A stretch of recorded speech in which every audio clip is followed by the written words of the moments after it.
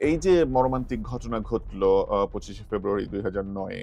আমার হাত থেকে ফোনটা নিয়েই ওরা আমাকে টেনে মানে আপনি হিঁচড়ে বার ফোনে করে। আপনার স্বামীর সাথে আপনি ফোনে কথা বলছিলেন যখন তারা আপনাকে খুঁজে বের করে ওয়ারড্রোব থেকে। জি। আপনাকে যখন এই আ আপনার বাসায় এই হামলাগুলো হয়, আপনাকে টানা-হেঁচড়া করা হয়, তখন আপনি হিন্দি ভাষা শুনেছেন।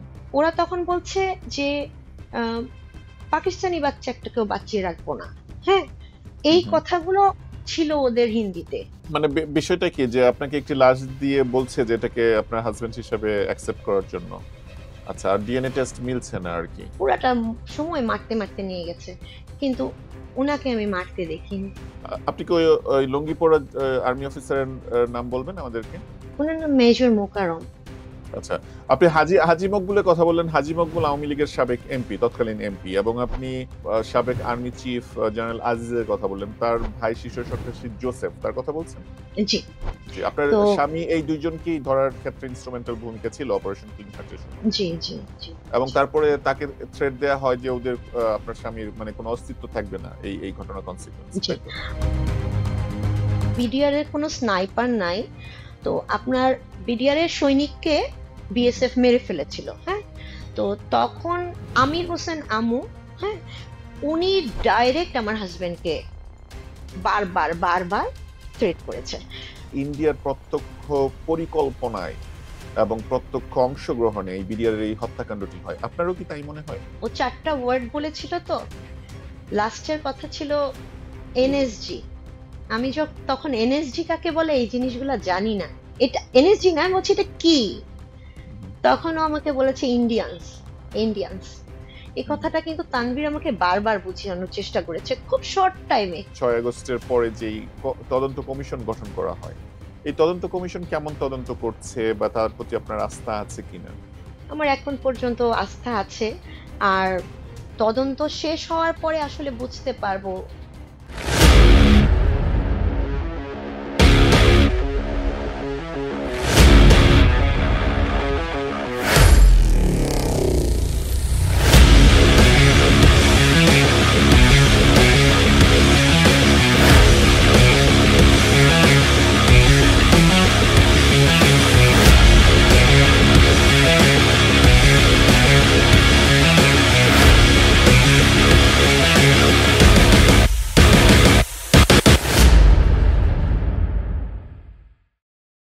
যুক্তরাষ্ট্র এবং বাংলাদেশ থেকে যে যেখান থেকে বসে আজকে আমাদের এই অনুষ্ঠান দেখছেন, আপনাদের সবাইকে শুভেচ্ছা জানিয়ে আমি শুরু করছি democracy and justice show with Shoaib Ahmed. আমি আপনার হোস্ট শোয়েব আহমেদ।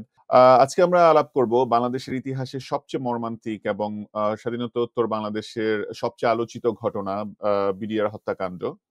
সেই হত্যাকাণ্ডে যেই শহীদ পরিবারের সদস্যরা আছেন এবং যেই ৫৭ জন অফিসার শহীদ হয়েছেন, তাদের একজন পরিবারের সদস্যের সাথে আজকে আমাদের এই আলোচনা। আজকে আমরা আলাপ করার চেষ্টা করব যে প্রত্যক্ষদর্শীর বর্ণনায় তারা এই ঘটনাটাকে কিভাবে দেখেছেন। আম আ তাদের এই যেই মর্মান্তিক এক্সপেরিয়েন্স তার কিছু একটা অংশ আমরা নিয়ে আসার চেষ্টা করব। আমাদের সাথে আছেন তাসনুবা মাহা। তিনি শহীদ মেজর তানভীর হায়দার নূরের সহধর্মিণী। তো তাসনুবা মাহা, আপনাকে আমাদের ভার্চুয়াল স্টুডিওতে স্বাগতম। জি, ধন্যবাদ। ১ম এই আমি আপনার কাছে একটু চলে যাচ্ছি যে আম আ এই যে মর্মান্তিক ঘটনা ঘটলো ২৫শে ফেব্রুয়ারি ২০০৯ এ। আপনি কি আপনার এক্সপেরিয়েন্স থেকে আমাদেরকে বলতে পারবেন সেদিন আ আ কিভাবে আপনি এই ঘটনাটা সম্পর্কে জেনেছিলেন? আপনি কোথায় ছিলেন? এবং আপনার স্বামীর সাথে আপনার ফোনে কোনো কথা হয়েছিল কিনা ঘটনার ঠিক আগে? আমি ২৫ ফেব্রুয়ারিতে আমার হাসব্যান্ডের সাথে ছিলাম পিলখানাতে। আমরা যেই বাসাটায় ছিলাম সেটা ছায়ানীর নামের একটা বাসা, ৩ রুমের। ১ম রুমটায় আমরা ছিলাম। আমার হাসব্যান্ড ৭:৩০ পরে ৭:৪২ এর দিকে বের হয়ে গিয়েছিল বাসা থেকে। তো তারপরে প্রায় ৮:৩০ আহ একটু আগে পরে গন্ডগোলের মতো শুরু হয়। এই আরকি। তারপর মানে খুব নয়েজের মতো শুরু হয়ে যায়। যেটা হচ্ছে আমি তার সাথে সংসার করা অবস্থায় কখনো এই ধরনের নয়েজ শুনিনি। তো এই আরকি আমার ১ম অভিজ্ঞতা সেদিন যে নয়েজের সূত্রপাত। তারপরে ধীরে ধীরে সেটা গোলাগুলির পর্যায়ে পৌঁছায়। আর এক সময় 9টার পরে আমার হাজবেন্ডের সাথে আমার প্রথম ফোনে কনভারসেশন হয়। আর লাস্ট কনভারসেশন হয় হচ্ছে 10:30টার পরে। তো যখন আমার সাথে আচ্ছা। আমার হাজবেন্ডের কনভারসেশন চলতে থাকে শেষ সময়, তখন একটা পর্যায়ে ও আমাকে বলছিল যে আহ, তখন আমরা আসলে খাটের নিচে ছিলাম, লুকিয়ে ছিলাম আমার দুটো বাচ্চাকে নিয়ে। তখন ও আমাকে বলছিল খাটের নিচে না থেকে আমাদের রুমে একটা ওয়ার্ড্রোব ছিল, সেটা হচ্ছে বিডিআরেরই ওয়ার্ড্রোব। তখন ও বলল যে ওটার ভিতর থেকে জিনিস বার করে তুমি ওখানে বাচ্চাদেরকে নিয়ে ঢুকে যাও। ওই সময়ই আমরা ঢুকে আমার বাচ্চা দুটাকে নিয়ে আমি ওয়ার্ড্রোবের ভিতরে চলে গেলাম। তার কিছুক্ষণের মধ্যেই, মানে এর আগে একবার আমার বাসার বারান্দায় ওরা খুঁজে চলে গেছে। তো আমাদের যে 3টা রুমের বাসা ছিল, 3 রুমে 3টা অফিসারের থাকার মতো বাসা সেটা। তো পরপর 2টা রুমে 2জন অফিসার ছিল, আমরা আর মাঝের রুমটায় ছিল ইকবাল ভাই। থার্ড রুমটা আমি লক করাই দেখেছিলাম, হ্যাঁ। আগের দিন পরের দিন সকাল পর্যন্ত, মানে 25 তারিখ পর্যন্ত। তো যাই হোক, আমার ওয়ার্ড্রোবে থাকার সময় হঠাৎ করে প্রথমবার তো খুঁজে চলে গেল যখন আমি খাটের নিচে। বাট আমি যখন ওয়ার্ড্রোবের ভিতরে, তখন হচ্ছে আমার কথা চলা অবস্থায় আমার দরজা ভেঙে লোক ঢুকে গেল। হ্যাঁ। আম, ঢুকে মনে হলো যে তারা মানে বুঝতেই পেরেছে যে ঘরের মধ্যে কেউ আছে। হ্যাঁ। তো হুম, হুম, হুম। মানে আমার দরজাটা খুললো, খুলে আমাদেরকে আমার কাছ থেকে প্রথমেই তুমি কথা বলা অবস্থায় ছিলাম। আমার হাজবেন্ড যে লাস্ট পর্যন্ত, মানে যে 4টা কথা মানে যে কথাগুলো বলছিল তার মধ্যে 4টা কথা বলেছিল লাস্ট, এর মধ্যে আর আমি কিছু শুনতে পারিনি। শেষ কথার মধ্যে আমার হাত থেকে ফোনটা নিয়েই ওরা আমাকে টেনে মানে আপনি হিঁচড়ে বার ফোনে করে। আপনার স্বামীর সাথে আপনি ফোনে কথা বলছিলেন যখন তারা আপনাকে কথা বলা খুঁজে বের করে অবস্থায়, ওয়ার্ড্রোব জি। থেকে। হ্যাঁ, প্রথমে যখন আমি খাটের নিচে ছিলাম তখন কিন্তু আমার বারান্দায় ওরা একবার হেঁটে চলে গেছে, হ্যাঁ। তো ওই সময় কিন্তু হুম, ওরা হুম, আমার বাসাগুলো এরকম 2টা দরজা রুম, ওখানে বোঝার উপায় নাই যে বাসার ভিতরে কেউ আছে। হ্যাঁ।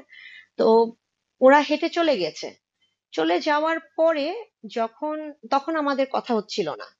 তারপর এক পর্যায়ে ও আমাকে জি। যখন ফোনে কথা হচ্ছে লাস্ট টাইম, তখন ও আমাকে খাটের নিচ থেকে বললো যে তুমি ওয়ার্ড্রোবের জিনিসগুলো খালি করে ওখানে ঢুকে যাও। তো এই সময় ওর সাথে হুম, হুম, কথা বলা অবস্থায় আমি ওয়ার্ড্রোবে ঢুকে যাই। ওই হুম, হুম। সময় আমার রুমের দরজা ভেঙে ওরা ঢুকে পড়ে। ঢুকে আমাদেরকে আর কি, আমার দুটা বাচ্চা আমার কোলে ছিল, আমাকে টেনে বার করে আমার কান থেকে সবার আগে মোবাইলটা নিয়ে নেয় ওদের কাছে। নিয়ে দেখি জিনিসপত্র ভাঙচুর করছে, আর আমাকে একটা টান দিয়ে বের করে বাইরে, হ্যাঁ, ছুঁড়ে ফেললো আর কি। তো এটা আর কি প্রথমেই এই ব্যাপারটা। আপনার সন্তানদের বয়স কত তো ছিল তখন? আমার বড় ছেলেটা 2.5 বছরের মতো, আর ছোট ছেলেটা প্রায় প্রায় 10 মাস এরকম ছিল। আচ্ছা। আম আ আ এ আপনি আপনার আগের ইন্টারভিউতে এবং অনেকগুলো বক্তব্যে আপনি একটি সিগনিফিক্যান্ট কথা বলেছেন। তার মধ্যে উল্লেখযোগ্য হচ্ছে যে, আপনাকে যখন আ আপনার বাসায় এই হামলাগুলো হয়, আপনাকে টানা-হেঁচড়া করা হয়, তখন আপনি হিন্দি ভাষা শুনেছেন। বিষয়টা কি আমাদেরকে আরেকটু খুলে বলবেন? যে কখন হিন্দিতে কি শুনেছেন?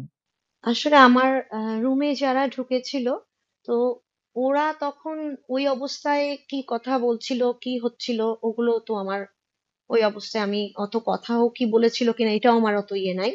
কিন্তু আমাকে যখন বাইরে টান দিয়ে ফেলে, তো ফেলার পরে বাইরে কিছু লোক ছিল, হ্যাঁ। আহ, প্রথমে যখন যারা ঢুকে তারা প্রবাবলি 6 থেকে 8 জন বা 7 থেকে 8 জন ছিল, হ্যাঁ। হু, হু। তো সবাই ড্রেসে ছিল, একজন ছিল হচ্ছে ইউনিফর্ম ছাড়া, লুঙ্গি পরা একজন ছিল। আর যখন বাইরে ফেললো তখন হচ্ছে 3 জন লোক ছিল যারা আমার কাছ থেকে আমার বাচ্চাদের টেনে নিল, হ্যাঁ। তো তখন আমি দেখি যে হু, হু। টেনিস গ্রাউন্ডের ওখানে আরো কতগুলা বাচ্চা দাঁড়ানো আছে যারা বড়, আহ হু, দশ হু। 10 প্লাস হবে আর কি, হ্যাঁ। 10+ থেকে 15 এর ভিতরে বাচ্চাগুলোর বয়স, কয়েকটা বাচ্চা দাঁড়ানো। তো আমার যতটুকু মনে পড়ে, আমার বাচ্চাগুলোকে টেনে বললো, ওদেরকে বুঝতে পারছে না ছেলে নাকি মেয়ে। ওরা তখন বলছে যে আহ, পাকিস্তানি বাচ্চা একটাকেও বাঁচিয়ে রাখবো না। হ্যাঁ, হুম, এই হুম। কথাগুলো ছিল ওদের হিন্দিতে। মানে এতক্ষণের কনভারসেশনে কি বলছে আমার মাথায় নাই, বাট ওই সময়টুকু আমি খেয়াল করলাম যে এটা হিন্দিতে বলছে। ঠিক ওই মুহূর্তের মধ্যে আবার আমার রুমে যে রাত ঢুকেছিল, জি। ওদের মধ্যে থেকে ওরা একটু মানে বাজে টাইপের আচরণ করতে থাকে আমার সাথে। তো এদের কথাবার্তা আবার বাংলায় চলছিল। জি। হ্যাঁ, তো তার মানে তখনই হচ্ছে আপনাকে আপনাকে যখন যারা রুমে ঢুকে আপনাকে টেনে হিঁচড়ে বাইরে নিয়ে যায় রুমের বাইরে, তারপরে আপনি দেখেন জি, ৩ জন মানুষ দাঁড়িয়ে আছে, ৩ জন লোক দাঁড়িয়ে আছে। তো তারা ওরা যখন ওরা আপনার বাইরে, বাচ্চা, ওরা হ্যাঁ, বাইরে ছিল। ওরা বাইরে ছিল। তারা যখন বুঝতে পারছে না যে বাচ্চারা ছেলে না মেয়ে, তখন ওরা হিন্দিতে বলছে যে পাকিস্তানি বাচ্চাগুলোকে বাঁচিয়ে রাখবো না।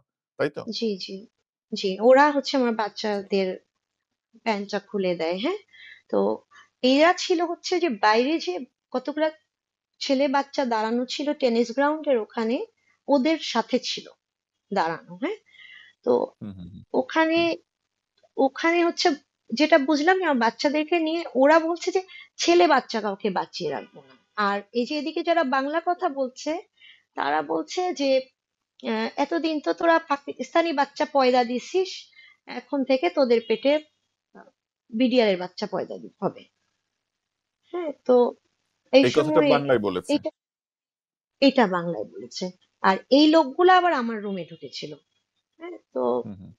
এটাই আর কি। আর একজন যে আপনার ইয়ে ছিল, ওই যে আম, লুঙ্গি পরা ছিল, তো উনি আসলে আমার কাছে এতদিনের মধ্যে অনেক কিছু তো শুনছি দেখছি আমি।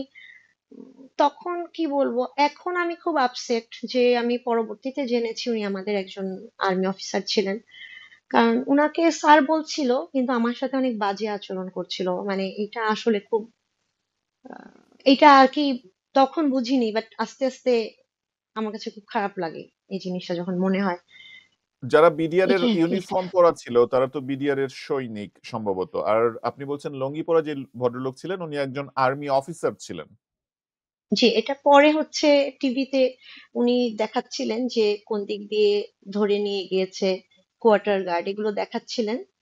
এটা আবার লাস্ট অক্টোবর কিংবা নভেম্বরে 2024-এ আমি উম, মিরপুর টিওএইচএস এর একটা শপিং কমপ্লেক্স আছে, ওটার উপর তলায় গিয়েছিলাম।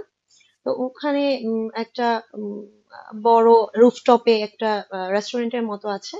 ওখানে যাওয়ার পরে জানলাম যে ওখানে ওনার একটা রেস্টুরেন্ট আছে। আমাকে দেখার পরে আম, আমার সাথে যারা ছিলেন, আহ উনাদের সাথে মানে যারা গিয়েছেন উনারা আর আমরা একসাথে যাইনি ওখানে।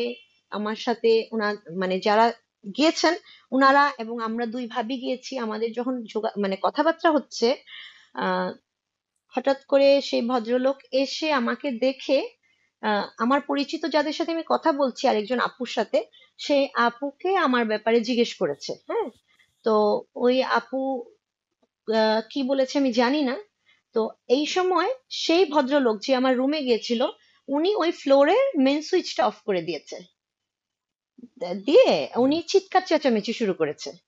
তো আমি আসলে আমি আর আমাদের আরেকজন শহীদ ফ্যামিলির ভাবি ছিলেন, আমরা দুজনে একটু ভয় পেয়ে ঘাবড়ে গিয়েছিলাম আর কি। হ্যাঁ, তো যাই হোক কিছুক্ষণ পরে সুইচটা অন হয়, কিন্তু পরবর্তীতে মানে জানলাম যে এটাই উনার রেস্টুরেন্ট বা মানে সবকিছুই আর কি। ব্যাপারটা এরকম ছিল যে আমার কাছে মনে হয়েছে যে এই যে এত বছর পর, তখন প্রায় 15.5 বছর পর উনার সাথে আমার এই প্রথম দেখা হলো। উনাকে আমি কিছু বলিনি, উনার সাথে আমার কোনো কথাবার্তা হয়নি, বাট আমাকে দেখে উনি কেন এরকম আচরণ করলো বা উনার কাছে হুম। আমি যাইনি।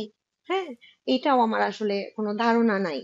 যে আমরা আমরা এই বিষয়টা আরেকটু পরিষ্কার হয়ে নেই। সেটা হচ্ছে যে এতদিন পর্যন্ত যেটি ধারণা ছিল সবার সেটা হচ্ছে যে বিডিআর এর সাধারণ সৈনিকরা বা বিপথগামী সৈনিকরা এই ঘটনা ঘটিয়েছে। কিন্তু আপনি বলছেন যে সেখানেই এই ঘটনা ঘটার সময় আপনি একজন আর্মি অফিসারকে লুঙ্গি পরা অবস্থায় দেখেছেন। তার মানে কি আর্মি অফিসাররাও এই ঘটনার সাথে পরিকল্পনায় ছিল বা যুক্ত ছিল? এটা তো আমি আসলে বলতে পারবো না। হ্যাঁ, এই সম্পর্কে আমার ধারণা নেই, কিন্তু আমার রুমে যখন ঢুকেছিলেন তখন তো আমি বললাম যে একজন লুঙ্গি পরা লোক ছিলেন, কিন্তু মানে ওই লুঙ্গি আমার পরা লোক সাথে লুঙ্গি পরা লোক ওদেরকে কি মানে নির্দেশ দিচ্ছিলেন বা তাদের সাথে ছিলেন, না না, তাকেও বন্দি করে আনা হয়েছিল? বন্দি করে এনেছিল কিনা সেটা আমি বলতে পারবো না, কিন্তু আমার সাথে যখন বাজে বিহেভ করছিলেন তখন উনি বললো যে খোলা আকাশের নিচে মহিলার গায়ে হাত দেওয়া যাবে না। হুম, হুম। হ্যাঁ, তখন এই বাংলা ভাষায় যারা কথা বলছিল তারা বলল স্যার। জি। হ্যাঁ, তো মানে আমি যে আবার বিষয়টা আপনাকে আপনার কাছে জানতে চাই যে আপনার কি মনে হয়েছে যে এই লুঙ্গি পরা আর্মি অফিসার উনি কি এদের সহযোগী নাকি তাকেও ক্যাপচার করে নিয়ে এসেছে? আপনার কাছে কোনটা মনে হয়? এখন ক্যাপচার করে যদি নিয়ে আসে তাহলে আমার সাথে মিসবিহেভ হওয়ার পর আমাকে মিসবিহেভ করছে, আমাকে তুই তোকারি করছে, আমার সাথে অশালীন আচরণ হচ্ছে, আর ওনাকে স্যার বলছে। রাইট। হ্যাঁ, কারণ আমি কোয়ার্টার গার্ডে যখন গিয়েছি আমি দেখেছি অফিসারদেরকে তুই বলছে, অফিসারদেরকে আমাদেরকে যেরকম মারধর করেছে ওনাদেরকেও একইভাবে মারধর করেছে। কিন্তু আমার চোখে পড়েনি ওনাকে যে মেরে আমাদের যখন নিয়ে যাচ্ছে লাইন ধরে এত বেশি মেরেছে আমাদেরকে। হ্যাঁ, আরো অফিসারের মিসেসরা ছিলেন, আরো অফিসার ছিলেন আমাদের ওই সময় থেকে যখন কোয়ার্টার গার্ডে নিয়ে যায় পুরাটা সময় মারতে মারতে নিয়ে গেছে, কিন্তু ওনাকে আমি মারতে দেখিনি। আপনি কি ওই লুঙ্গি পরা আর্মি অফিসারের নাম বলবেন আমাদেরকে? ওনার নাম মেজর মোকারম। উনি উনি এখনো আছেন, কোথাও আছেন বা রেস্টুরেন্ট বিজনেস করছেন বলে আপনি বলছেন, তাই তো? হ্যাঁ, উনি মিরপুর ডিভাইসেস এর শপিং কমপ্লেক্সে রেস্টুরেন্ট বিজনেস করছেন বলে আমি জানি আর কি। আমি তো বললাম যে আমি লাস্ট 2024 এর অক্টোবর অথবা নভেম্বরে গিয়েছিলাম, সেদিনই ওনাকে ওখানে দেখেছি। আচ্ছা, ঠিক আছে। এটি খুব ইন্টারেস্টিং একটি ঘটনা যে এই প্রথম সম্ভবত আমি নিজেও ব্যক্তিগতভাবে শুনলাম যে কোনো আর্মি অফিসার এই ঘটনার সাথে আম, জড়িত থাকার একটি তথ্য আপনি আমাদেরকে দিলেন। আম, একটি একটি ইনফরমেশন অনেকেই জানতে চান, সেটি হচ্ছে যে বাংলাদেশ আর্মি তো একটি বৃহৎ সংগঠন, এখানে অনেক অফিসাররা আছেন।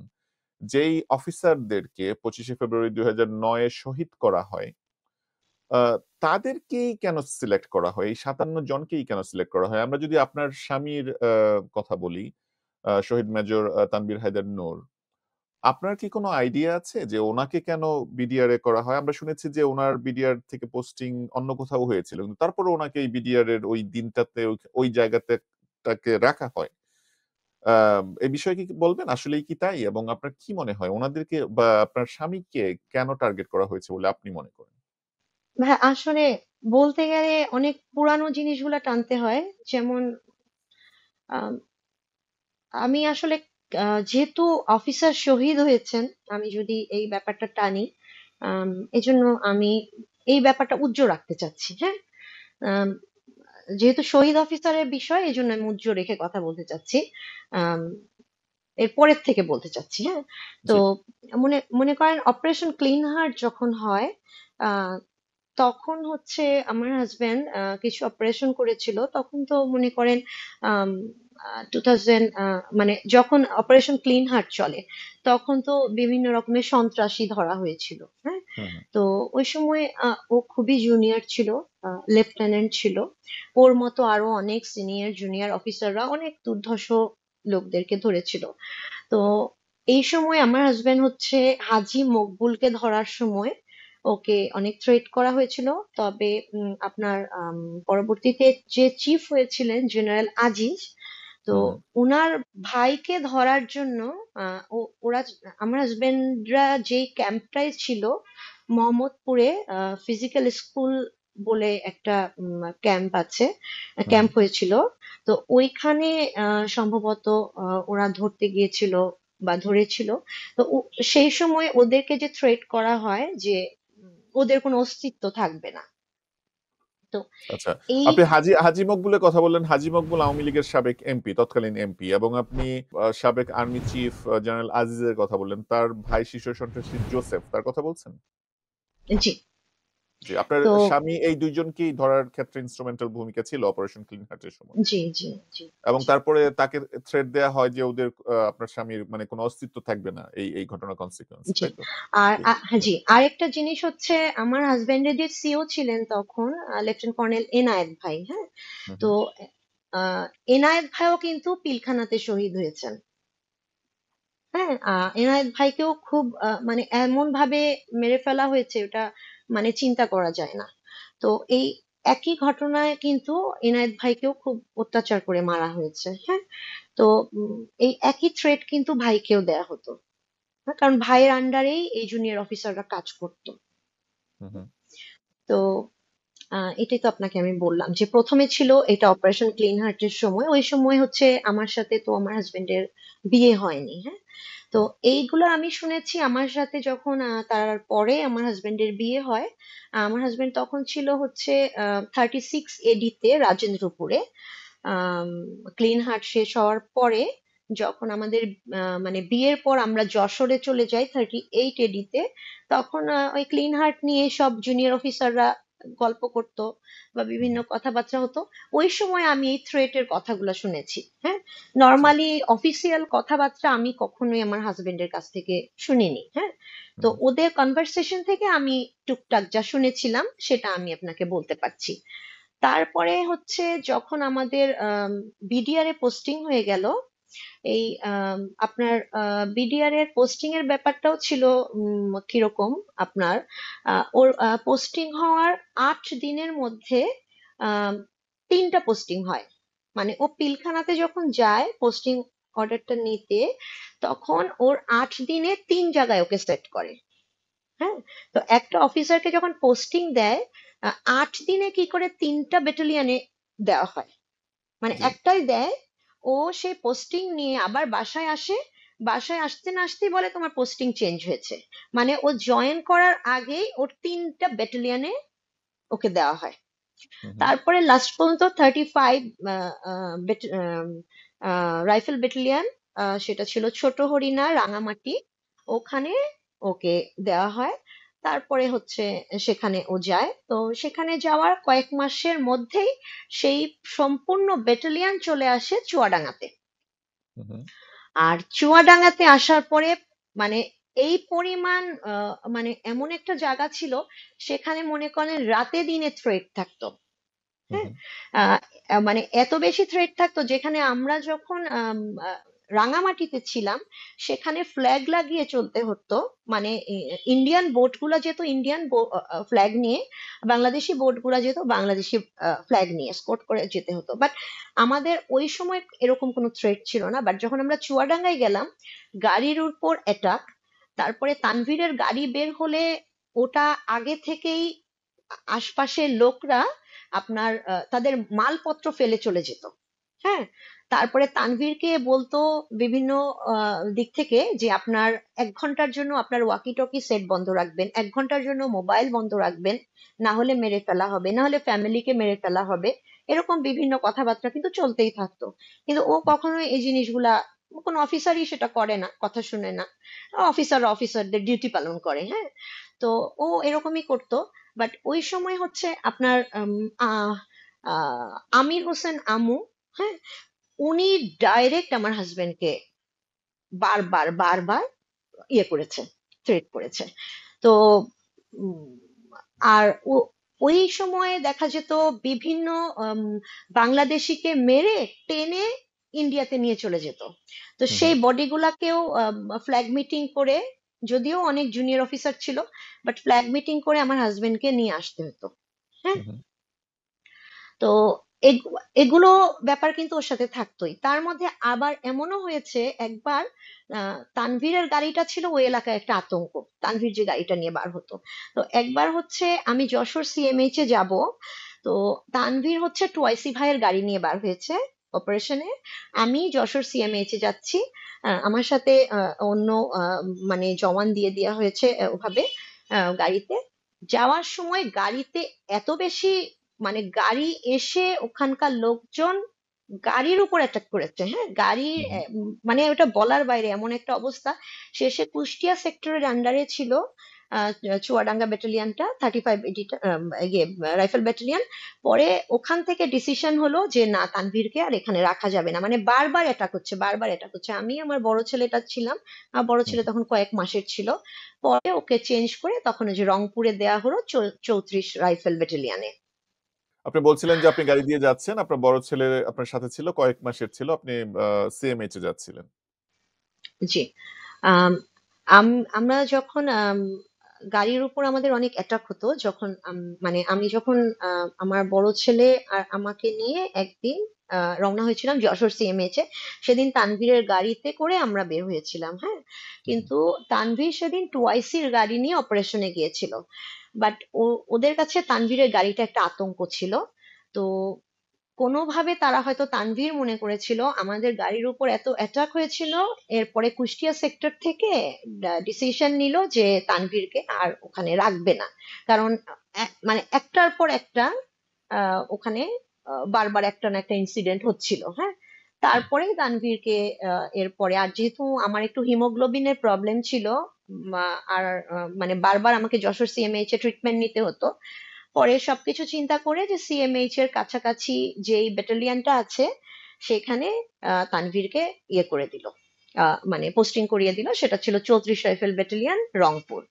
তারপরে আমরা রংপুরে চলে গেলাম।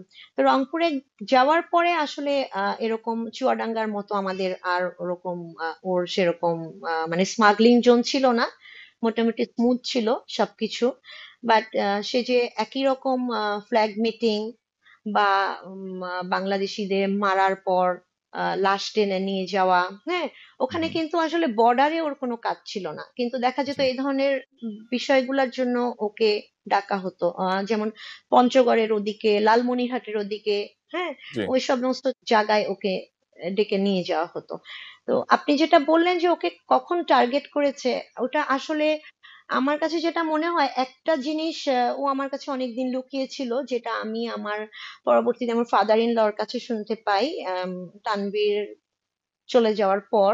সেটা হচ্ছে দিনাজপুর সেক্টরে অ্যাডজুটেন্ট ছিল না। হুম। তো হুম। তানভীর যেহেতু খুব ভালো শুটার ছিল, আর বিডিআর এর কোনো স্নাইপার নাই, তো আপনার বিডিআর এর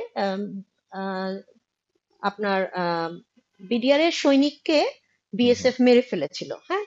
তো তখন তানভীর হচ্ছে ওদের বিডিআর জওয়ানকে ডেকে আর্মির কাছ থেকে নাকি স্নাইপার আনিয়ে আম, হুম। কিভাবে আম, ইয়ে করতে হয়, মানে কিভাবে পরিচালনা করতে হয়, এটা শিখিয়েছিল। তো তারপরেও যখন ওদের উপরে মানে ইয়ে হয়েছিল, আহ, আক্রমণ। মানে অ্যাটাক হয়েছিল, তখন তানভীর নিজে গিয়ে দিনাজপুরে তানভীরকে সেক্টর কমান্ডার ডাকিয়ে নিয়েছিল।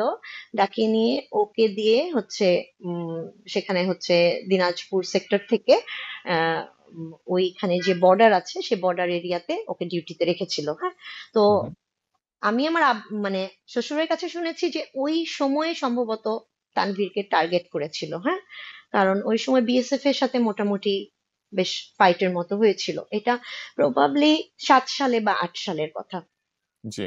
আপনার স্বামী যেহেতু খুব ভালো শুটার ছিলেন, স্নাইপার ছিলেন, উনি বিডিআর এর একটি ইউনিটকে ট্রেন করেছিলেন এই স্নাইপিং কিভাবে করতে হয়, এবং একটি ঘটনায় তাকে নিজে ডেকে নিয়ে যাওয়া হয় এবং সেখানেও সে ইন্ডিয়ার সাথে যে সংঘর্ষগুলো, আক্রমণগুলো হয়, সেখানে উনি নেতৃত্ব দিয়েছিলেন। সম্ভবত উনি শুট করেছিলেন এবং বিএসএফ এর তরফ থেকে ক্ষয়ক্ষতি হয়েছে এবং সে কারণে হয়তো বা আরেকটা কারণ তাকে টার্গেট করার। জি, হতে জি। পারে। তো আর আপনি এর আরেক মধ্যে আমির হোসেন আম্মুর কথা বলেছেন। আমির হোসেন আম্মু আওয়ামী লীগের সাবেক মন্ত্রী এবং প্রেসিডিয়াম সদস্য, অনেক প্রভাবশালী একজন নেতা, বর্তমানে জেলে আছেন। আমির হোসেন আম্মুর সাথে ওনার কনফ্লিক্ট এর কারণটা কি? মানে আমির হোসেন আম্মুর কোন অবৈধ বিজনেসে কি আপনার স্বামী বাধা হয়ে দাঁড়িয়েছিল, এরকম কিছু? জি, আমি আপনাকে বলেছি যে আমার হাজবেন্ড ও তো ক্যাডেট কলেজে ছিল। ওর ক্যাডেট কলেজের কোনো গল্প বা ওর অফিসিয়াল কোনো গল্প ও আমার সাথে কখনো করতো না, হ্যাঁ। আচ্ছা। আম, মানে একেবারেই ওর এই ধরনের জিনিসগুলো আমাকে বলতে পছন্দ করতো না, হ্যাঁ। তো যার কারণে আমি ওভাবে সরাসরি কিছু জানি না, হ্যাঁ। হুম। হুম। অন্যর সাথে যখন আলাপ করছে সেই জিনিসগুলা, মানে আমার হাজবেন্ডের এভরিথিং সে আমাকে শেয়ার করতো, বাট অফিসিয়াল জিনিস বা জি। লেখাপড়ার ক্ষেত্রে যে জিনিসগুলো ওগুলা ছাড়া আমি তার সবকিছুই জানি তার লাইফে। তো এই জন্য আমি সেভাবে জানি না, বাট যেটা হচ্ছে আমির হোসেন আমুর ব্যাপারগুলো হচ্ছে যে সেটে সারাক্ষণ সেট বাজতে থাকতো, হ্যাঁ, চলতে থাকতো। তো তখন আমি যে জিনিসগুলো, যে সিওর সাথে কথা বলছে বা সেক্টরে কথা বলছে, এমনকি ঢাকার সাথেও কথা হচ্ছে সেটে বা ফোনে, তখন আমি যেটা শুনেছি যে স্মাগলিং এর প্রচুর জিনিস যাওয়া আসা করতো। তো সেটা তানভীরের জন্য, মানে আপনাকে যেটা আমি বলেছি যে তানভীর ওই এলাকাটার জন্য এত ভয়ঙ্কর ছিল যে তানভীর যখন গাড়িটা নিয়ে বার হতো, ওদের যে ডাবল কেবিন পিক আপ ছিল তানভীর যেটা ইউজ করতো, ওই গাড়িটা যদি বের হতো, আহ, যেই ট্রেনে করে মালপত্র আসতো স্মাগলিং এর, তানভীরের গাড়ি বের হয়েছে মানে আপনার 2 স্টেশন আগে থেকে মালপত্র ফেলে দিত। হুম হুম হ্যাঁ, ইভেন ধরেন আহ, সাতক্ষীরা বিডিআর বা ওই সাইডের বিডিআর কিন্তু বার হয়েছে তানভীর, তানভীর তো চুয়াডাঙ্গা বিডিআর এর, হ্যাঁ, হুম হুম। বাট গাড়ি বার হয়েছে এদিকে বা কোনো পার্সোনাল কাজে ও গাড়ি নিয়ে যাচ্ছে, তখনও তানভীরের গাড়ি বের হলে প্রত্যেকে কিন্তু প্রত্যেক অ্যাডজুটেন্টই কিন্তু double cabin pick up use করে, বাট তানভীরের গাড়িটা ওরা এত নাম্বারটাও জানে যে ওর গাড়ি বের হলে জিনিসপত্র মানুষ ফেলে চলে যায়, মানে মানে উনি অনেক অনেক ওখানে টাকার চোরা জিনিস। কারবারিদের বা সন্ত্রাসীদের জন্য একটি আতঙ্ক হয়ে জি, গিয়েছিলেন। একদম আতঙ্ক, যার জন্য আপনি দেখেন ফ্যামিলির উপরেও কিন্তু এটা মানে অ্যাটাক হয়েছে, যার কারণে কিন্তু কুষ্টিয়া সেক্টর থেকে ডিসিশন নেই যে তানভীরকে আর এখানে রাখলে অনেক বেশি রিস্ক হয়ে যাবে ওর ফ্যামিলির জন্য, ওর জন্য। জি। এটাই আর কি।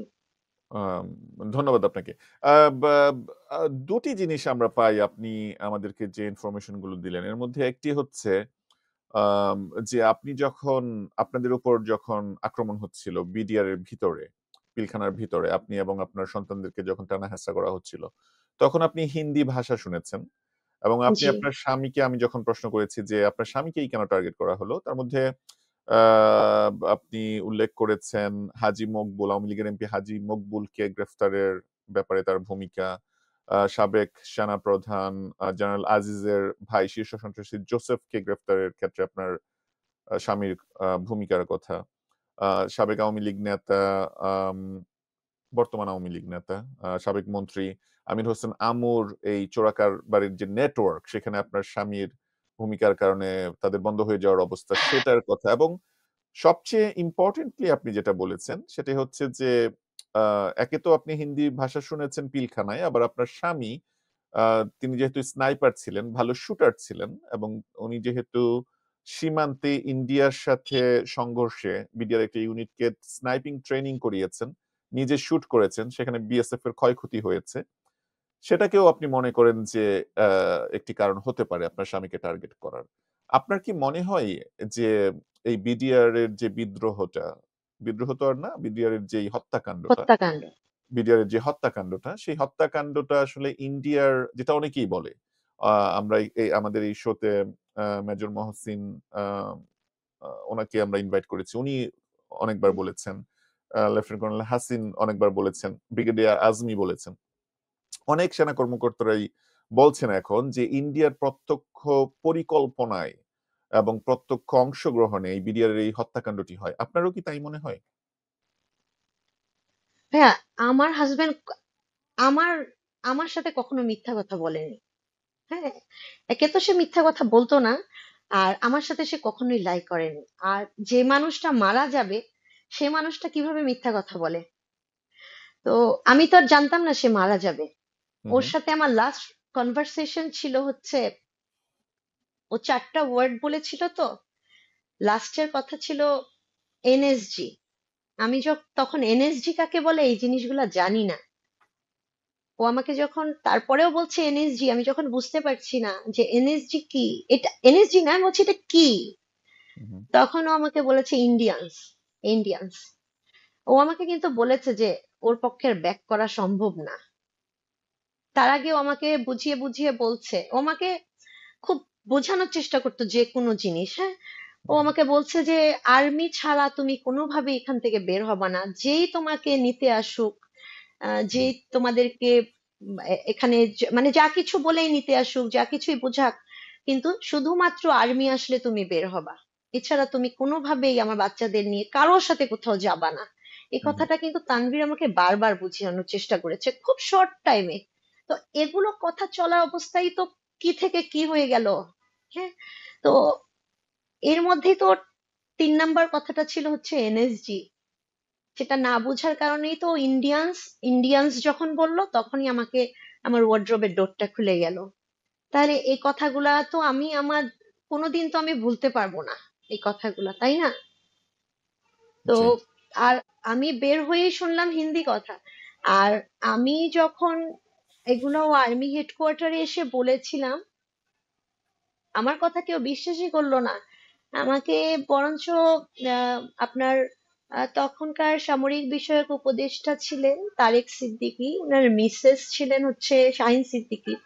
উনি শুনতে শুনতে আমার কাছে এক পর্যায়ে, আমি যখন স্টেটমেন্ট তো চেঞ্জ করব না, আমার কথাও চেঞ্জ করব না, আমাকে অনেক প্রেসারাইজ করা হয়েছে, তো আমার কথা যখন কোনোভাবেই চেঞ্জ হয় না, তখন উনি আমাকে বলেছে যে তোর যদি বলতে হয় তাহলে তুই উর্দু বলবি, তুই হিন্দি কথা বলবি না, তুই বলবি উর্দু। হুম হুম। হ্যাঁ, আবার এখনকার দিনে অনেক মানুষ আমাকে থ্রেট করে, বলে যে ওটা উর্দু ছিল, ওটা হিন্দি না। হ্যাঁ, আর আমি হিন্দি আর উর্দু কেন, মানে আমি কিভাবে বুঝতে পারছি ওটা হিন্দি ছিল, ওটা তো উর্দু হতে পারে। যদি উর্দু হবে তাহলে কেন তারা বলছিল পাকিস্তানি বাচ্চা রাখবো না? এক্স্যাক্টলি।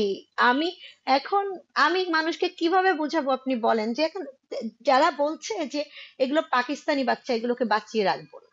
হ্যাঁ, তো যারা পাকিস্তানি হবে তারা তো এই কথাটা বলবে না। এটা এটা তো খুব বেশি চিন্তা করার কিছু নাই। হ্যাঁ, হুম হুম। আবার দেখেন, আবার এদিকে বলছে যে এখন থেকে এদের পেট থেকে পাকিস্তানি বাচ্চা হতো, এখন থেকে আমরা এদের পেটে বিডিআর এর বাচ্চা দিব। হুম তো হুম। এটা খুবই সিম্পল না যে এটাকে খুব বেশি কি চিন্তা করে বলতে হয়, ঠিক না? হুম হুম। আর যখন আমি 9 সালে বলেছি, তখন হয়তো আমার জন্য কেউ কিছু বলেনি, কিন্তু এই 24 সালে এসে দেখলাম যে এখন ঠিকই ওই ধরনের কথাবার্তাগুলো সবাই বলছে। ইভেন এই যে যখন গণঅভ্যুত্থান হলো বা ছাত্র আন্দোলন হলো জুলাইতে, হ্যাঁ, তখন ঠিক সেই একই কথা, যে কথাগুলো আমি পিলখানাতে বলেছিলাম, হ্যাঁ, সেই জিনিসগুলাই কিন্তু ঘুরে ফিরে বাংলাদেশে চলে আসছে।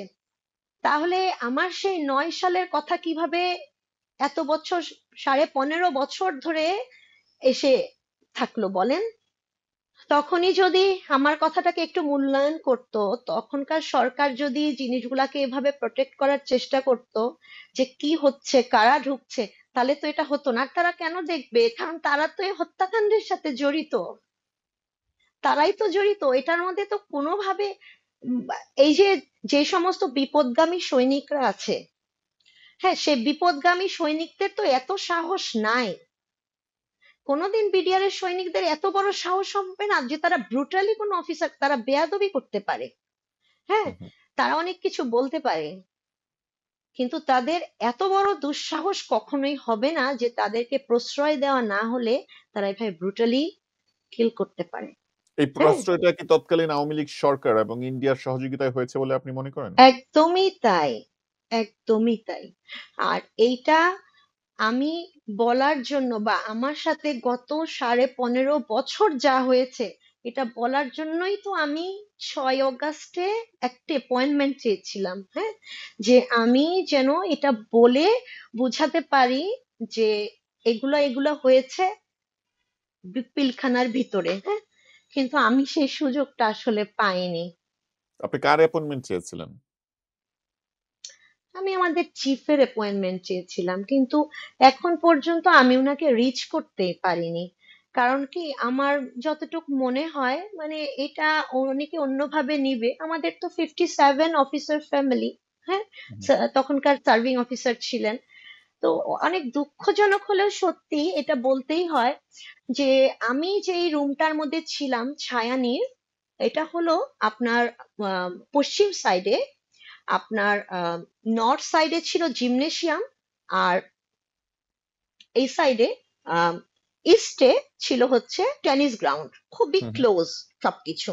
জি। তো আমি, দেখেন, আমাকে ইনভেস্টিগেশনের সময়, 9 সালের ইনভেস্টিগেশনে আমাকে সেম কথাটা বলেছে যে বিডিআর সৈনিকরা আমাকে মোবাইল ট্র্যাকিং দিয়ে আমাকে খুঁজে পেয়েছে। এই জন্য প্রথমবার যখন আমার রুমটা চেক করে বারান্দাটা চেক, আমার বাসার বারান্দায় চলে আসছিল তারা, আমাকে চেক করে চলে যায়, আমাকে তখন ধরতে পারেনি, কারণ তখন আমি তার আগে আমি তানভীরের সাথে কথা বলেছি, হ্যাঁ। হুম হুম বাট লাস্ট টাইম যখন কথা বলি ওই সময় আমাকে আবার ধরে ফেলে, হ্যাঁ। তো হুম আমাকে যখন তারা ধরে ফেললো শেষবার, হ্যাঁ, 25 তারিখে, তখন আমাকে ধরে নিয়ে গেল।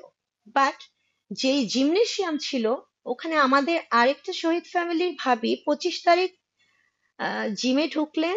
উনি 26 তারিখে 4:30টার পরে, মানে এটা উনার ইন্টারভিউতে শুনেছি, যে উনি 26 তারিখে 4:30টার পরে জিমনেশিয়াম থেকে বার হয়েছেন।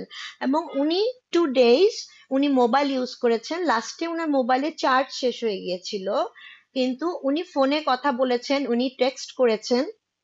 তো দেখেন, আমাকে 9 সালেও বলেছে, এখনো বলেছে যে আমাকে মোবাইল ট্র্যাক করে আমাকে ধরে ফেলা হয়েছে, হ্যাঁ। প্রত্যেকটা জায়গা, আর্মি হেডকোয়ার্টার বলেছে, আপনার র্যাব থেকে বলেছিল, মানে সব জায়গা তখন বলেছিল, এখনো বলছে। বাট উনি যে 2 ডেজ ওই জায়গায় ছিলেন, মোবাইলে কথা বলেছেন, উনি পিলখানার বাইরেও কথা বলেছেন, হ্যাঁ। অথচ উনাকে কেউ ট্র্যাক করলো না। খুবই আশ্চর্য না জিনিসটা, হুম হুম। আম, তাই আহ, না? ওই আর্মি অফিসারের যেই ওয়াইফের কথা আপনি বলছেন, আর্মি অফিসারের নাম কি, যার ওয়াইফের কর্নেল কথা? মুজিব, মিসেস জি। কর্নেল মুজিব। আর সবচেয়ে অবাক ব্যাপার কি জানেন, যখন আমি 14ই আগস্ট 2024 উনাকে আমি বলছিলাম যে আমি প্রেস কনফারেন্স হবে 17th অগাস্ট, তখন তারপরে হচ্ছে, তারও পরে যে যতগুলো জায়গায় আমরা যাব বা কথা বলবো, আমি শাহিন সিদ্দিকীর কথাটা বলতে চাই, যে আমি যে পিলখানা হিন্দি কথা শুনেছিলাম, উনি আমার সাথে কি কি বিহেভ করেছে এ পর্যন্ত। তারপরে হচ্ছে আমার হাজবেন্ডের ডেড বডিটা যে পাওয়া যায়নি, আমাকে যে 4টা ডেথ সার্টিফিকেট দেওয়া হয়েছে, হ্যাঁ। আহ, তারপরে আমি যে চিফের কাছে পৌঁছাতে পারছি না, হ্যাঁ, চিফের কাছে যেতে যারা বাধা দিচ্ছে, এই সব জিনিসগুলো আমি জানাতে চাই প্রেসের মাধ্যমে। তাহলে চিফ জানতে পারবেন, জানতে পারলে আমাকে উনি অবশ্যই ডাকবেন, হ্যাঁ। আপনি জানেন, উনি আমাকে বক মানে বোঝানো না, উনি আমাকে একদম বকাবকি, রাগারাগি।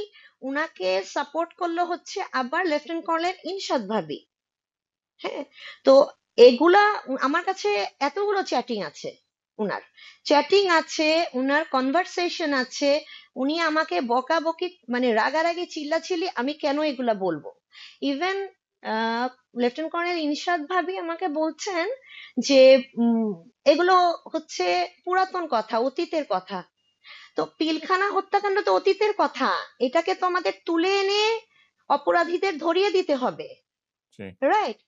তো আর আমার হাজবেন্ডের লাশ পাওয়া যায়নি, এটা ওনাদের কাছে কোনো বিষয়ই না। জি। এই এই এই আপ- এই বিষয়ে আমি আপনাকে একটি প্রশ্ন করতে চাই, সেটি হচ্ছে যে শহীদ মেজর তানভীর হায়দারের লাশ পাওয়া যায়নি, এবং জি, কিছুদিন আগে আমরা ইলিয়াস হোসেনের একটি ডকুমেন্টারিতে দেখেছি, সেখানে উনি বিডিআর এর এক জওয়ানের জবানবন্দির কথা উল্লেখ করে আহ, আওয়ামী লীগের সাবেক মেয়র তাপসের ইনভলভমেন্টের কথা বলেছেন, যে জি। তাপসের গাড়িতে ডেকে নিয়ে যাওয়া হয়েছে। বিষয়টাকে আপনি একটু বলবেন, আপনি কি জেনেছেন তখন এবং এখন? হ্যাঁ, আমি যেটা বলবো, ওনার ডকুমেন্টারিতে একটু আমার কাছে অন্যরকম লেগেছে। আসলে কি, ডকুমেন্টারিটা দেখার পর থেকে আমি মানসিকভাবে খুব অসুস্থ, হ্যাঁ। তো এক তো 25 তারিখে আমি ভেবেছিলাম যে আমার হাজবেন্ডের ডেড বডিটা যে নাই, সেটার একটা ব্যবস্থা নেওয়া হবে। আমি অনেক ট্রাই করেছিলাম, তো বললাম আপনাকে যে চিফের কাছে আমি কথা বলতে পারবো, বাট আমি আম, কোনোভাবে পারিনি। এটার মধ্যে তো আমি বললাম যে আমাকে ভাবিরা কি ধরনের করেছে, হ্যাঁ। এটা একটা ব্যাপার আছে, হয়তো উনারা সিনিয়র, উনারা যাচ্ছেন, কথা বলছেন, উনারা কি ইমপ্রেশন দিচ্ছেন, যার কারণে হয়তো আমি রিচ করতে পারছি না, হ্যাঁ। এক, 2 নাম্বার হচ্ছে, ডকুমেন্টারিতে দেখানো হয়েছে যে 27th-এ আমার হাজবেন্ড আমাকে ফোন করেছে। বাট এইটা আসলে সঠিক না। কারণ হচ্ছে 25 তারিখে আমাকে যখন রুম থেকে ধরে নিয়ে যায়, তখন তো আমার কাছ থেকে ফোনটা নিয়ে নেয়, হ্যাঁ। আমি 26 তারিখ বিকাল পর্যন্ত একদম আটকানো ছিলাম। কোয়ার্টার গার্ডে। আমাকে যখন কোয়ার্টার গার্ড থেকে যখন আমাদের ছাড়া হয়, তারপরে আমি বের হয়ে তো পাগলের মতো অবস্থা, বিভিন্ন জায়গায় তানভীরকে খুঁজছি। 27 তারিখে আমি পিলখানার গেটে, আমি, আমার ফাদার ইন ল, আমার আম্মু, আমার রিলেটিভসরা, তানভীরের ক্যাডেট কলেজের ফ্রেন্ড সবাই পিলখানার গেটে দাঁড়িয়ে কান্না করছি তানভীরের একটা ছবি নিয়ে। ওই সময় আমাদেরকে বলল যে ভিতরে আসতে। হ্যাঁ, ভিতরে মানে পিলখানার গেটের ভিতরে আসতে। তো ওখানে কিন্তু কাউকে ভিতরে যেতে দিচ্ছে না, জাস্ট বললো যে, বারবার আমি ছবিটা দেখাচ্ছি যে আমি ভিতরে যাব, তানভীর ভিতরে আছে। যাওয়ার পরে আমাকে আপনার গেটের রিসেপশনটা যেখানে, বা গার্ড রুমটা যেখানে, ওখানে আমাকে ওরা একটা ফোন দিল। ওরা, হ্যাঁ, হুম। ওরাই বিডিআররা ফোন দিল। আমি ওই ফোনটা কানে নিলাম, তখন আমি শুনলাম র্যাব র্যাব র্যাব, র্যাবে যাও। বুঝতে পেরেছেন? র্যাবে হুম। যাও মানে ব্যাপারটা ছিল এরকম যে তানভীর র্যাবে আছে, হুম। তানভীরকে র্যাবে নেওয়া হয়েছে। হ্যাঁ, আমি ফোনটা রেখে আমি থরথর করে কাঁপছি, বুঝছেন? ততক্ষণে আমি জানি যে অফিসারদেরকে মেরে ফেলা হয়েছে। হ্যাঁ, তো আমি সাথে সাথে সবাইকে নিয়ে আমি দৌড়ে চলে গেলাম হচ্ছে র‍্যাব 2 তে। আপনার ওটা হচ্ছে মোহাম্মদপুর শিয়া মসজিদের ওদিকে। ওখানে যাওয়ার পর ওনারা বললেন পরের দিন আসতে। আমি আর্মি হেডকোয়ার্টারে জানালাম, তখন একটা শহীদ পরিবার সহায়তা কেন্দ্রে একটা সেল করা হয়েছিল, ওখানে জানালাম। আবার পরের দিন র্যাবে আসলাম, র‍্যাব 2 তে। ওনারা আমাকে বললেন র্যাব ইন্টেলিজেন্সে যেতে। তো তানভীরের একটা কোর্সমেট ছিল তখন, হ্যাঁ, র্যাব হুম। ইন্টেলিজেন্সে। আমি র্যাব ইন্টেলিজেন্স চিনি না, আমি র্যাব 1 চিনি, হ্যাঁ, উত্তরাতে। তো তখন র্যাব 1-এ গেলাম, র্যাব 1 বললো র্যাব ইন্টেলিজেন্স হচ্ছে এয়ারপোর্টের ওদিকে। তো ইন্টারন্যাশনাল এয়ারপোর্টের ওদিকে আমি ওখানে গেলাম। ওখানে যাওয়ার পরে ভাইয়া, ওখানে থেকে ওই কোর্সমেট আমাকে বোঝানো শুরু করলো। আমি যতই বলি যে তানভীরকে এখানে এনেছে কিনা, আমি এরকম শুনেছি, মানে ব্যাপারগুলো এরকম হচ্ছে আমার কাছে। তখন বারবারই বিভিন্ন জায়গা থেকে ইনফরমেশন দেওয়া হচ্ছে।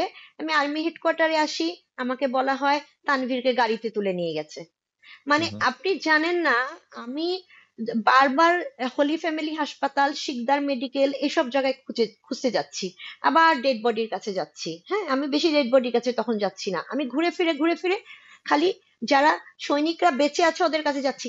আমি যেখানে যাই, ইনজুর্ড সৈনিকরা আমাকে বলে কি তানভীরকে ধরে নিয়ে গেছে। কোথায় গেছে? বলে কি আওয়ামী লীগের নেতা ধরে নিয়ে গেছে, তুলে নিয়ে গেছে। আমি আবার ছুটে আসি, ছুটে এসে এগুলা বলি। আমার কথা তো কেউই ইয়ে করে না, বলে আমি ফুললি ট্রমাটাইজড, আমার পুরাপুরি মানসিক ট্রিটমেন্ট দরকার। হুম। আর আমার সাথে তো আমার আম্মু ছিল, আমার মানে শ্বশুর ছিল, উনারাও তো সেম জিনিসটা দেখছেন। হ্যাঁ, শুনেছেন, যে হ্যাঁ। তো তখন হচ্ছে কোনো মানসিক ট্রিটমেন্ট আমার দরকার নেই, আমার আম্মু বলে দিল যে না। তো কারণ একই জিনিস তো তারা, আম্মু শুনতে পাচ্ছে, এমন জি। যদি হতো যে আমি একলা শুনতে পাচ্ছি। তারপরে হচ্ছে আম, আপনার তারপরে হচ্ছে ডাক্তার নিয়ে এসে সিএমএইচ থেকে আমাদের ম্যাক্সিমাম ভাবিদের সাথে কাউন্সিলিং এর ব্যবস্থা করলো। আর যেদিন জানাজা হচ্ছে, লাশ দাফন হচ্ছে, সেদিন আমি শাহিন সিদ্দিকীকে, মানে মিসেস শাহিন সিদ্দিকী ছিল হচ্ছে তারেক সিদ্দিকীর মিসেস, উনাকে আমি ফোনে বললাম যে আমার পিলখানার ভিতরে এই এই ঘটনা, মানে তখন পুরো ব্যাপারটা বললাম যে আমাকে কিভাবে রুম থেকে ধরলো, আমি হিন্দি কথা শুনলাম, তানভীর কি কি বললো। এরপর থেকে ভাইয়া আমার সাথে এমন শুরু হলো যে আপনাকে আমি বোঝাতে পারবো না। তখন আমাদেরও কিছু সিনিয়র ভাবিরা বলল যে আমার হাজবেন্ড নাকি পিলখানা হত্যার পিছনে জড়িত, সে নাকি সৈনিকদের সাথে মিলে ঘটনা ঘটিয়েছে। আর এরপর থেকে আপনি জানেন না, এত মিসবিহেভ, এই যে এখন পর্যন্ত আমি একটা চাকরি পেলাম না। হ্যাঁ, এই যে 16 বছর পার হয়েছে, আমি, আমার তো সার্ভাইভ করতে হবে। আমার হাজবেন্ড ক্যাপ্টেন অবস্থায় চলে গেছে। হ্যাঁ, আমি আমি না কোথাও চাকরি করতে পেরেছি। আমি আমার বাচ্চা দুইটাকে নিয়ে যে কি পরিমাণ কষ্ট করেছি বা এখন পর্যন্ত করছি, এটা আমি কাউকে বোঝাতে পারবো না। হ্যাঁ, তো আমাদের তো সার্ভাইভ করতে হবে, আমাদের বাঁচতে হবে না। আমাকে তানভীরের কি হলো এটার কোনো ইনভেস্টিগেশন হলো আলাদাভাবে? কিছু কিছু ভাবি বলেছে যে আপনি থেমে যান, ভাই নাই, আমাদেরও ডেড বডি ম্যাচ করে নাই। হ্যাঁ, আল্লাহর জিনিস আল্লাহর কাছে চলে গেছে, মেনে নেন। তো আমার ওই ভাবিদের কাছে একটাই কোশ্চেন ছিল যে আপনারা কি করে পারলেন?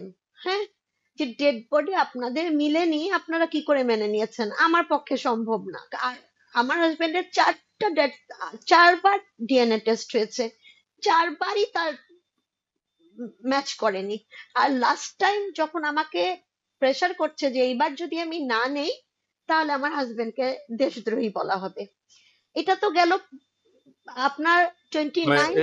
মানে বিষয়টা কি যে আপনাকে একটি লাশ দিয়ে বলছে যে এটাকে আপনার হাজবেন্ড হিসাবে অ্যাকসেপ্ট করার জন্য? আচ্ছা, আর ডিএনএ টেস্ট মিলছে না আর কি, তাই তো? না, আর দেখেন আরো একটা বিষয়, ডিএনএ টেস্ট হয়েছে, ডিএনএ টেস্টের কোনো রিপোর্ট কিন্তু আমাকে দেওয়া হয়নি।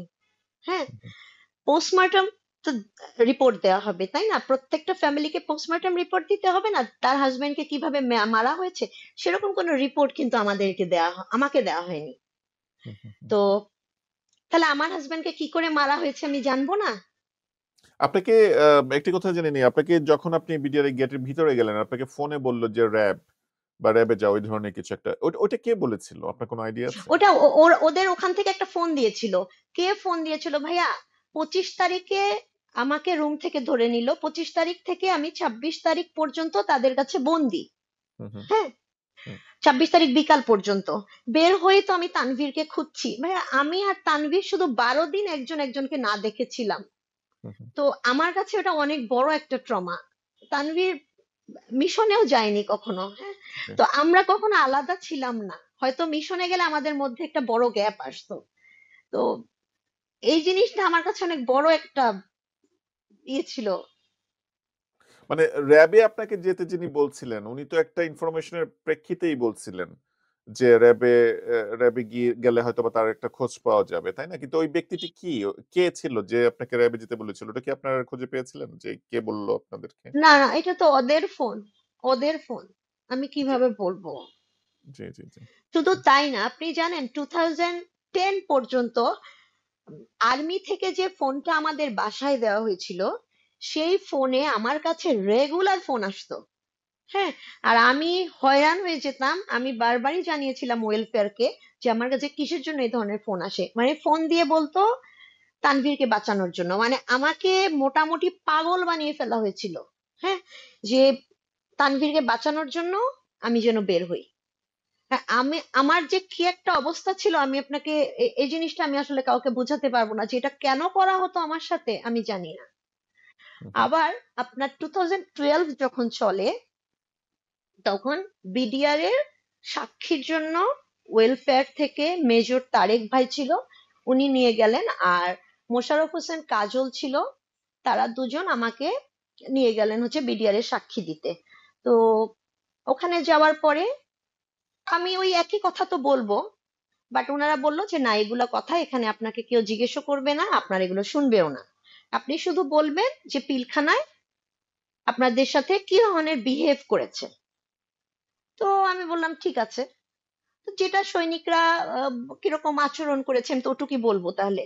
আমি ওখানে দাঁড়িয়ে এটা বলতে গিয়েছি, তার মধ্যে আরো একটা কথা শুনেন। তার কিছুদিন আগে সেই মেজর তারেক ভাই একটা সিডি দিল, হুম, হুম। সিডি দিয়ে বলল যে আপনি এই সৈনিকদেরকে চিনেন, চিনে আপনি এদের নাম মুখস্থ করেন, আপনি এদের কথা কোর্টে গিয়ে বলবেন।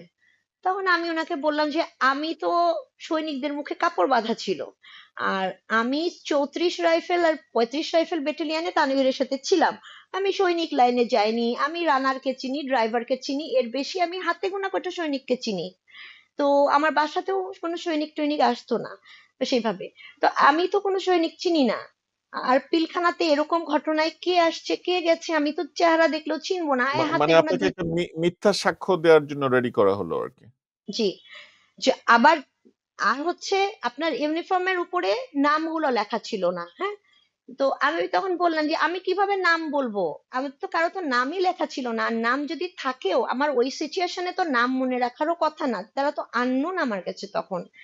তখন উনি কি করলো জানেন, আমাকে বলল আপনাকে আমি সেন্টেন্স বানিয়ে দিচ্ছি, এদের নাম দিয়ে প্রথম অক্ষর দিয়ে দিয়ে আপনাকে আমি সেন্টেন্স তৈরি করে দিচ্ছি, আপনি সেন্টেন্স গুলা মুখস্থ করেন।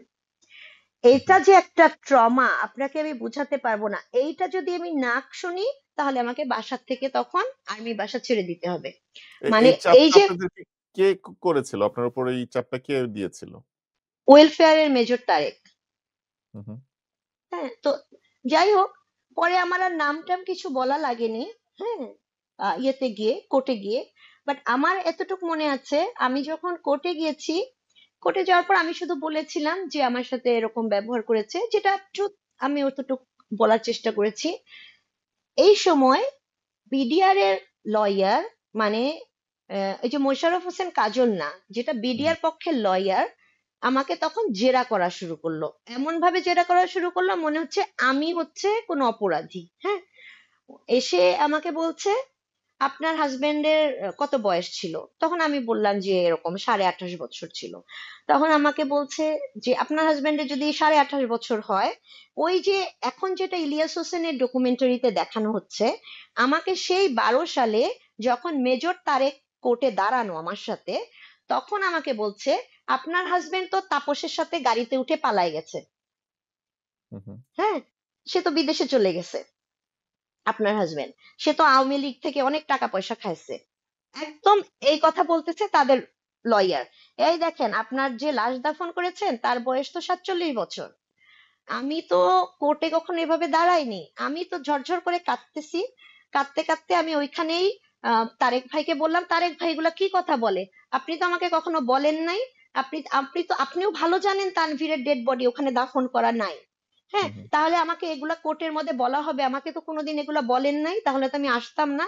এটা আমি বলার সাথে সাথে তারেক ভাই বলে কি এগুলা বলা যাবে না, এগুলা বলা যাবে না, আপনি এখানে চুপ করে দাঁড়ান।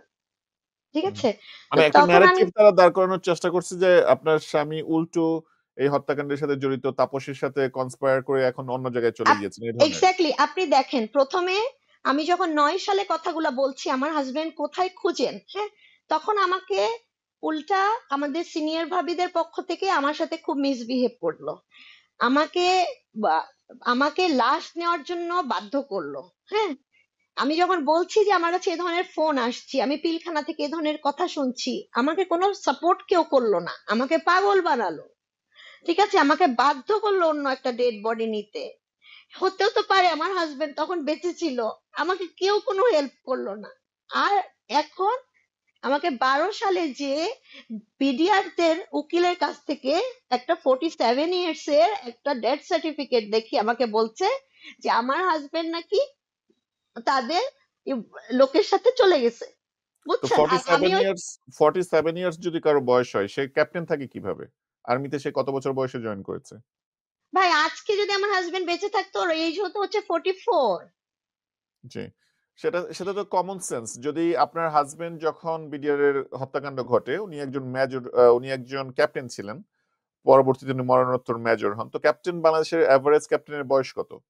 তো বাংলাদেশের এভারেজ ক্যাপ্টেনের বয়স তো 25 থেকে এই 26, 27, 28 বছর। তো 47 পর্যন্ত কেউ ক্যাপ্টেন তো একজনও নাই বাংলাদেশ আর্মিতে। তাহলে উনি কিভাবে এক্সেপশন হলেন? এটা তো কমন সেন্সের ব্যাপার। তারপর আপনাকে আমি কি বলবো, মানে আমার আমার তখন এরকম একটা অবস্থা, আমি তখন একটা সময় আমি কোর্ট থেকে কথা না শুনে বের হয়ে গেলাম, বের হয়ে যাওয়ার পর আমাকে মোশাররফ হোসেন কাজল বলছে আপনাকে তো এখন অ্যারেস্ট করবে, আপনি কোর্ট থেকে এরকম অবমাননা করে বের হয়ে যেতে পারেন না। হ্যাঁ, আপনি তো আমাকেও বিপদে ফেলবেন, আপনাকে এখন অ্যারেস্ট করবে। আমি তো এগুলোর কিছু বুঝি না, আমি তখন বের হয়ে আমি সিএনজি খোঁজা শুরু করেছি, কোর্ট থেকে সোজা বের হয়ে গেছি বুঝছেন। আমাকে বুঝায় শোনায় আবার কোর্টে উঠাইলো, সরি বলাইলো, তারপরে ওদের পক্ষের উকিল তো আমাকে যা খুশি তাই বলল, আমাকে কোনো রকমের সাপোর্ট দিল না, না মোশাররফ হোসেন কাজল না মেজর তারেক ভাই। হুম, হুম। তাহলে আমাকে কি বলতে নিয়ে গেল আর কি বলে নিয়ে আসলো। মানে এই ব্যাপারটি কি আপনার কোনো আইডিয়া আছে যে আপনার স্বামীর ভাগ্যে ফাইনাল মোমেন্ট গুলোতে কি ঘটেছিল?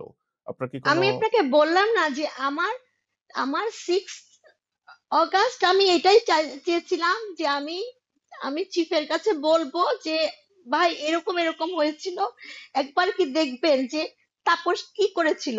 আমি তো তাপস না, তো আমি তখন বলতাম যে কোন এমপি নিয়ে গেছে, কার সাথে গেছে, আমি কেন এই ধরনের ফোন শুনেছিলাম, কেন তানভীরের ডেড বডিটা এরকম, কেন এতগুলা ডেথ সার্টিফিকেট। আমি তো তখন কোথাও কোনো ইন্টারভিউ দেইনি, আমি কোথাও কিছু বলিনি।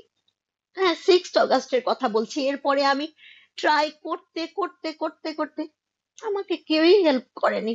আমি আর তারপরে গিয়ে যখন আমি দেখলাম যে সেই সিনিয়র ভাবিদের সেই প্রথম থেকে যারা, সবাই না কিন্তু সবাই না, একদম লিমিটেড কিছু মানুষ, হ্যাঁ, যারা 9 সালে এমন করতো, যারা শাহিন সিদ্দিকীর ক্লোজ ছিল, হ্যাঁ, যারা শাহিন সিদ্দিকী বা তারেক সিদ্দিকীর সাথে বিজনেস করেছে বা তাদের ফ্রেন্ড ছিল, হ্যাঁ, একদম তারাই সব সময় উনাদের অ্যাপয়েন্টমেন্ট নিচ্ছে, উনাদের কাছে যাচ্ছে, আমাকে চুপ থাকতে বলছে। হ্যাঁ, উনারাই সবকিছু, মানে সারাউন্ডিং মানে উনারাই। এখনো এই এই হ্যাঁ, অগাস্ট বিপ্লবের পরে এখনো তারাই চার্জে আছে, যারা একদম আগের একদম আগের রেজিমে যারা কুখ্যাত তারেক সিদ্দিকী এবং তার ওয়াইফের সাথে যাদের উঠা বসা ছিল তারা ক্লোজ এখনো ছিল। সবকিছু জি, নিয়ন্ত্রণ করছে। জি, জি, জি, জি। আপনি দেখেন, রাওয়া থেকে আমাদের ওই ভিকটিম অফিসার আছেন, উনি আলাপ করলেন যে আমাদের জুনিয়র ভাবিরা তো অনেক ডেপ্রাইভ হয়েছে, উনাদের জন্য আমরা ব্যবস্থা নেই। হ্যাঁ, তখন এই সিনিয়র যে ভাবিরা যারা ওভার বেনিফিটেড, তারা বলল না না, ওনার সব পেয়েছে, সব পেয়েছে। মানে আপনাকে বোঝাতে পারবো না আমাদের ফ্যামিলি গুলার যে কি ধরনের অবস্থা। ইভেন আমাদের বাচ্চাগুলা এখনো স্কুলে আছে। হ্যাঁ, হুম, হুম, এমনও বাচ্চা আছে যারা পিলখানা ঘটনার পর জন্ম নিয়েছে, অথবা যাদের বয়স 5 মাস ছিল, যাদের বয়স 9-10 মাস ছিল, তারা তো স্কুল টু কলেজে মাত্র। হুম, হুম, হ্যাঁ, আর উনারা যদি উনাদের যে বাচ্চারা 30+, 33, 34, তাদের সাথে তুলনা করে, তাহলে তো চলবে না। হুম, হুম, হুম। কারো সন্তান আমার থেকে 5-6 বছরের ছোট, কারো সন্তান আমার বয়সী, হ্যাঁ, কারো সন্তান তানভীরের ইমিডিয়েট ছোট। জি। আপনি একটি কথা বলছিলেন যে আহ, এই যে আপনি এই পিলখানার ঘটনার পরে আপনি আপনার নিজের উপর বা আপনার সন্তানদের ক্ষেত্রে কোনো ডিসক্রিমিনেশনের শিকার হয়েছেন, যে আপনি চাকরি করতে গিয়েছেন সেখানে আপনাকে বাধা দেওয়া হয়েছে, বা আপনার সন্তানদের ক্ষেত্রে এই বিষয়টা আমাদেরকে একটু বলবেন? আমি হচ্ছে একবার, আমি তো প্রাইভেট জব করেছি। হ্যাঁ, ওখানে যখন জবে গিয়েছি, দেখা গেছে 5-6 মাস 7 মাস জব করেছি, সেখানে বলা হয়েছে যে আমাকে যদি বাদ দেওয়া না হয় তাদের লাইসেন্স ক্যান্সেল করা হবে। এরকম আমি 3টা ভালো ভালো জায়গায় জবে ছিলাম, আমার ওই 3টা জায়গাতেই এই অবস্থা ছিল। তারপরে হচ্ছে এর মধ্যে হচ্ছে Bangladesh international school and college, যেটা, ওখানে প্রিন্সিপাল ছিল কর্নেল আনিস। সেই ভাই আমাকে বলল যে আপনি কিসের জন্য অন্য জায়গায় জব করবেন। হ্যাঁ, আপনি আমার স্কুলে থাকেন, আপনাকে আমি এখন টেম্পোরারি করে নিচ্ছি, উইদিন 6 মান্থ, এত সময় লাগবে না, উইদিন, তারপরে আমি বলবো যে উইদিন 6 মান্থ আপনাকে আমি পার্মানেন্ট টিচার করে নিচ্ছি। হ্যাঁ, আপনার কিচ্ছু করতে হবে না, আপনি শুধু থাকেন। তো আমি সেখানে ঢুকলাম। যখন 6 মান্থ ওভার হয়েছে, তখন আমি ওনাকে বললাম যে 6 মান্থ তো হয়ে গেছে, কারণ আমি অনেক বেটার স্যালারি জব করতাম। উনি হুম, আমাকে যখন নিলেন তখন আমার তো অনেক প্রবলেম হচ্ছিল। তখন উনি আমাকে বলল যে ঠিক আছে, আমি ব্যবস্থা নিচ্ছি। তো এরপর 7 মান্থ যখন রানিং, সেদিন ছিল হচ্ছে 31 ডিসেম্বর। সেদিন রাত্রে 9টার দিকে আমাকে ভাইস প্রিন্সিপাল যিনি ছিলেন, উনি আমাকে ফোন করে বলল যে নিউ ইয়ারের শুভেচ্ছার সাথে তোমাকে এটা জানাচ্ছি, একটা ব্যাড নিউজ, তুমি কালকে থেকে আসবা না। হুম, হুম, মানে আমি তখন বললাম কেন? তখন বলল যে না, হেডকোয়ার্টার থেকে ডিসিশন হয়েছে, তোমাকে আসতে নিষেধ করেছে। আমি খুবই আশ্চর্য। তো আমি পরের দিন যখন গেলাম, আমাকে আর ঢুকতে দেয় না ভিতরে, যে পর্যন্ত প্যারেন্টসরা যেতে পারে অতটুক। হ্যাঁ, দিবে না কিছুতে ঢুকতে। পরে আমি বললাম যে আচ্ছা ঠিক আছে, তাহলে আমি অফিস রুমে যাব। অফিস রুমে আমার বাচ্চাদের তো আম, আপনার ইয়ে কাগজপত্রের জন্য, যেহেতু আমার বাচ্চারা স্কুলে পড়ে, আমার বাচ্চাদের কিছু ডকুমেন্ট বা কাগজপত্র এগুলোর ওটা কথা কি বলে আর্মি আমি, পরিচালিত একটি স্কুল? জি, মহাখালী ডিওএইচএস এ, হুম, এই কথা বলে আমি গিয়ে প্রিন্সিপালের রুমে গেলাম। প্রিন্সিপাল আমার সাথে কথাই বলবেন না। তারপরে আমি বারবার বলছি যে আমি তো আপনার রুম থেকে যাব না, কারণ আপনি আমার অনেক ভালো স্যালারির একটা খুবই সম্মানজনক জব ছিল। আপনি সেখান থেকে আমাকে বারবার বলে বলে, আমি যখন সকালে এখানে করছি, ইভিনিং এ ওখানে করছি, তারপরেও আপনি আমাকে সেখান থেকে ছাড়ানো করিয়েছেন। আমি দুটাই কিন্তু সুন্দরভাবে করছিলাম। তারপরেও আপনি ওটা আমাকে বললেন যে বাচ্চা বড় না টাকা বড়, বাচ্চাদেরকে বুকে নিয়ে আসবেন, বুকে নিয়ে যাবেন, এ কথা বলে আপনি আমাকে ইমোশনালি ব্ল্যাকমেইল করে আমাকে এই স্কুলে ঢুকানো করিয়েছেন। হ্যাঁ, আমার সেই স্যালারির 3 ভাগের 1 ভাগ স্যালারি বিআইএস এ। তারপরে আপনি কিসের জন্য আমাকে এ কথা বলে আমাকে এখন 7 মান্থ পরে আমাকে এখান থেকে বাদ দিচ্ছেন? তখন বলে এখানে আমার কোনো কিছু বলার নাই, আপনি যান সেনাপ্রধানের কাছে। তারপরে সেনাপ্রধান ছিলেন ইকবাল করিম ভুইয়া। তো উনার কাছে আমি, ওই যে আমার আর্মি হেডকোয়ার্টারে ঢোকা বন্ধ হলো, হ্যাঁ, সেই উনার পিছনে ঘুরতে ঘুরতে, মানে আনটিল দ্য ডে আমি আর্মি হেডকোয়ার্টারে আর কোনো অ্যাপয়েন্টমেন্ট নিতে পারিনি। ওকে। আর আপনার সন্তানদের ক্ষেত্রে, তাদের ক্ষেত্রেও কি কোনো ডিসক্রিমিনেশনের শিকার হয়েছে তারা? আপনি এখন একটা পর্যন্ত ইন্টারভিউতে তো সম্ভবত বলছিলেন যে নেভিতে ইন্টারভিউর ক্ষেত্রে একটি ঘটনার কথা। আমার ছেলে একটা আইএসএসবির জন্য ট্রাই করেছিল। সেটা কি, আমার ছেলে হচ্ছে আপনার স্ক্রিন আউট হয়েছিল, বাট ওর প্রিপারেশন কেমন বা কি সেটা তো হচ্ছে পরের ব্যাপার, কিন্তু প্রথমে যে ইনসিডেন্ট গুলো আমার ছেলেটার সাথে হয়েছিল, যেটা আসলে কারোর সাথে হয় না, ও তো এখন পর্যন্ত একবারই দিয়েছে। হ্যাঁ, তো ওখানে যেটা আমি দেখেছিলাম আপনার, ওকে যেভাবে চেক করা হয়েছিল, হ্যাঁ, ওটা আর কোনো ছেলেদের ক্ষেত্রে হয়নি।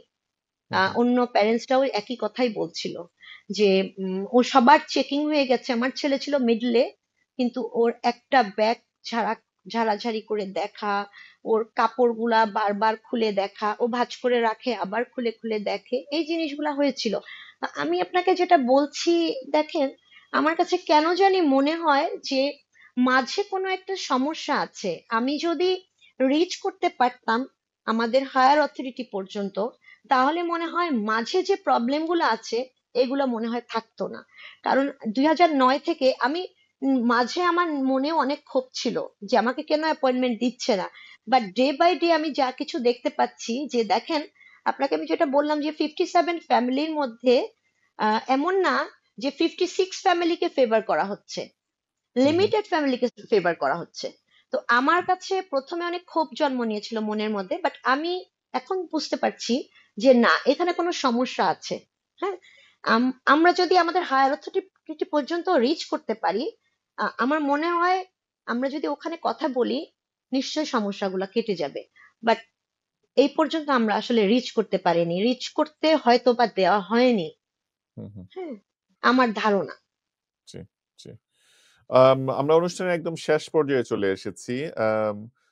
বিডিআর এর এই হত্যাকাণ্ডের আহ, ঘটনা তদন্তের জন্য যে 6 আগস্টের পরে যেই তদন্ত কমিশন গঠন করা হয়, এই তদন্ত কমিশন কেমন তদন্ত করছে বা তার প্রতি আপনার আস্থা আছে কিনা? আচ্ছা, আমি একদিন গিয়েছিলাম, তো আমার এখন পর্যন্ত আস্থা আছে। আর তদন্ত শেষ হওয়ার পরে আসলে বুঝতে পারবো আহ, যে এর আগে তো আসলে কিছু বলতে পারছি না, সেক্ষেত্রে বলতে পারবো। আর আমার একটা কথা কি ভাইয়া, যে আমরা একটা কথা মেনশন না করলেই না, যে পিলখানাতে হত্যাকাণ্ড যেটা হয়েছে, আমি আমার প্রতিটা ইন্টারভিউতে 2009-এও বলেছিলাম, আমার অনেকগুলো ইন্টারভিউ আর পরবর্তীতে দেখানো হয়নি। আমি মনে হয় একটাই ফ্যামিলি যে 2009 থেকে এখন পর্যন্ত বলেছি যে সৈনিকরা এত বড় কাজ করতে পারে না। বাট আমি কখনোই বলিনি যে পিলখানায় যারা ছিল, হ্যাঁ, তারা নির্দোষ ছিল। আমি কিন্তু এই কথাটা কখনো বলিনি। কারণ পিলখানায় এই ধরনের আহ বেয়াদবি ধরনের আচরণ আমি আমার হাজবেন্ডের সাথে 3.5 বছর ছিলাম, আমি কখনো দেখিনি কোনো সৈনিক এরকম করতে পারে।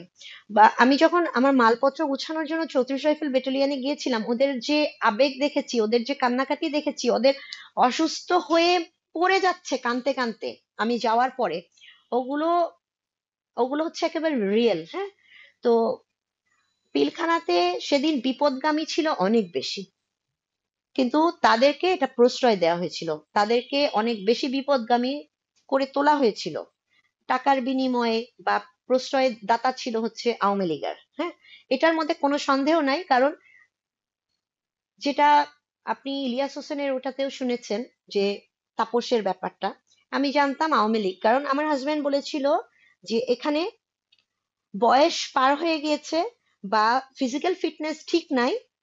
হ্যাঁ, বিডিআর এর সদস্যরা বাইরে থেকে আসছে বলেছিল। আমার হাজবেন্ড বলেছিল লীগের নেতারা আছে, ভিতরে মিছিল হয়েছে আওয়ামী লীগের, মানে ছাত্রলীগের। হ্যাঁ, আমরা যখন কোয়ার্টার গার্ডে ছিলাম আমরা শুনেছি।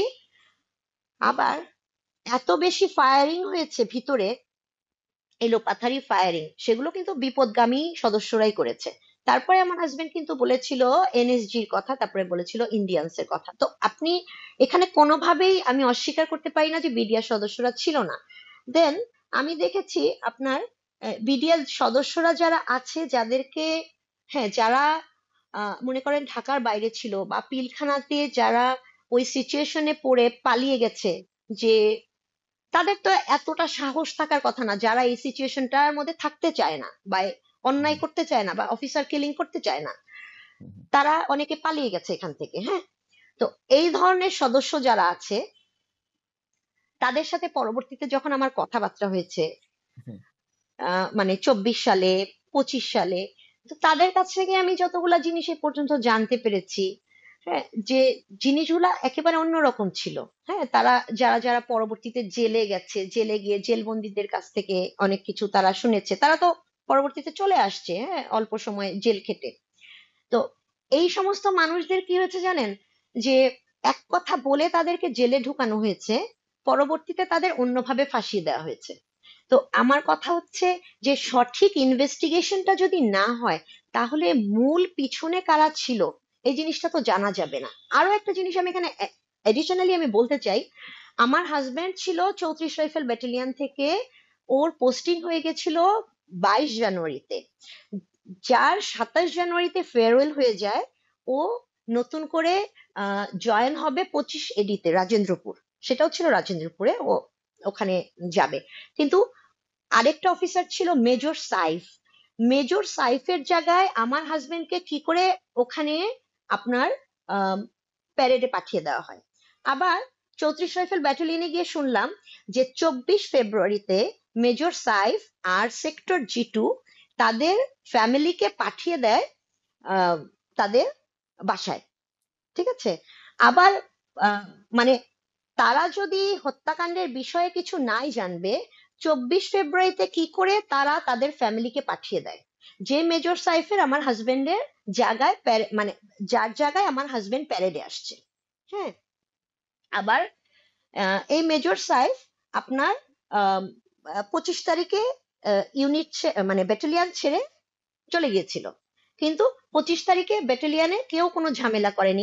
ইভেন অ্যাক্টিং সিও যে ছিল, অ্যাক্টিং সিও তার ফ্যামিলি নিয়ে ঠিকই 25 তারিখে কিন্তু ব্যাটালিয়নে ছিল। তাহলে উনি ব্যাটালিয়নে কি করে থাকলো? ব্যাটালিয়নে যদি ঝামেলাই হতো, তাহলে তো রংপুর ব্যাটালিয়নে উনি থাকতেন না, তাই না? আবার সেই রংপুরে যে ডিএডি ছিলেন, হ্যাঁ, ডিএডিএস আমিন, সে আহ, সে অত্যন্ত উচ্ছৃঙ্খল একটা লোক ছিল।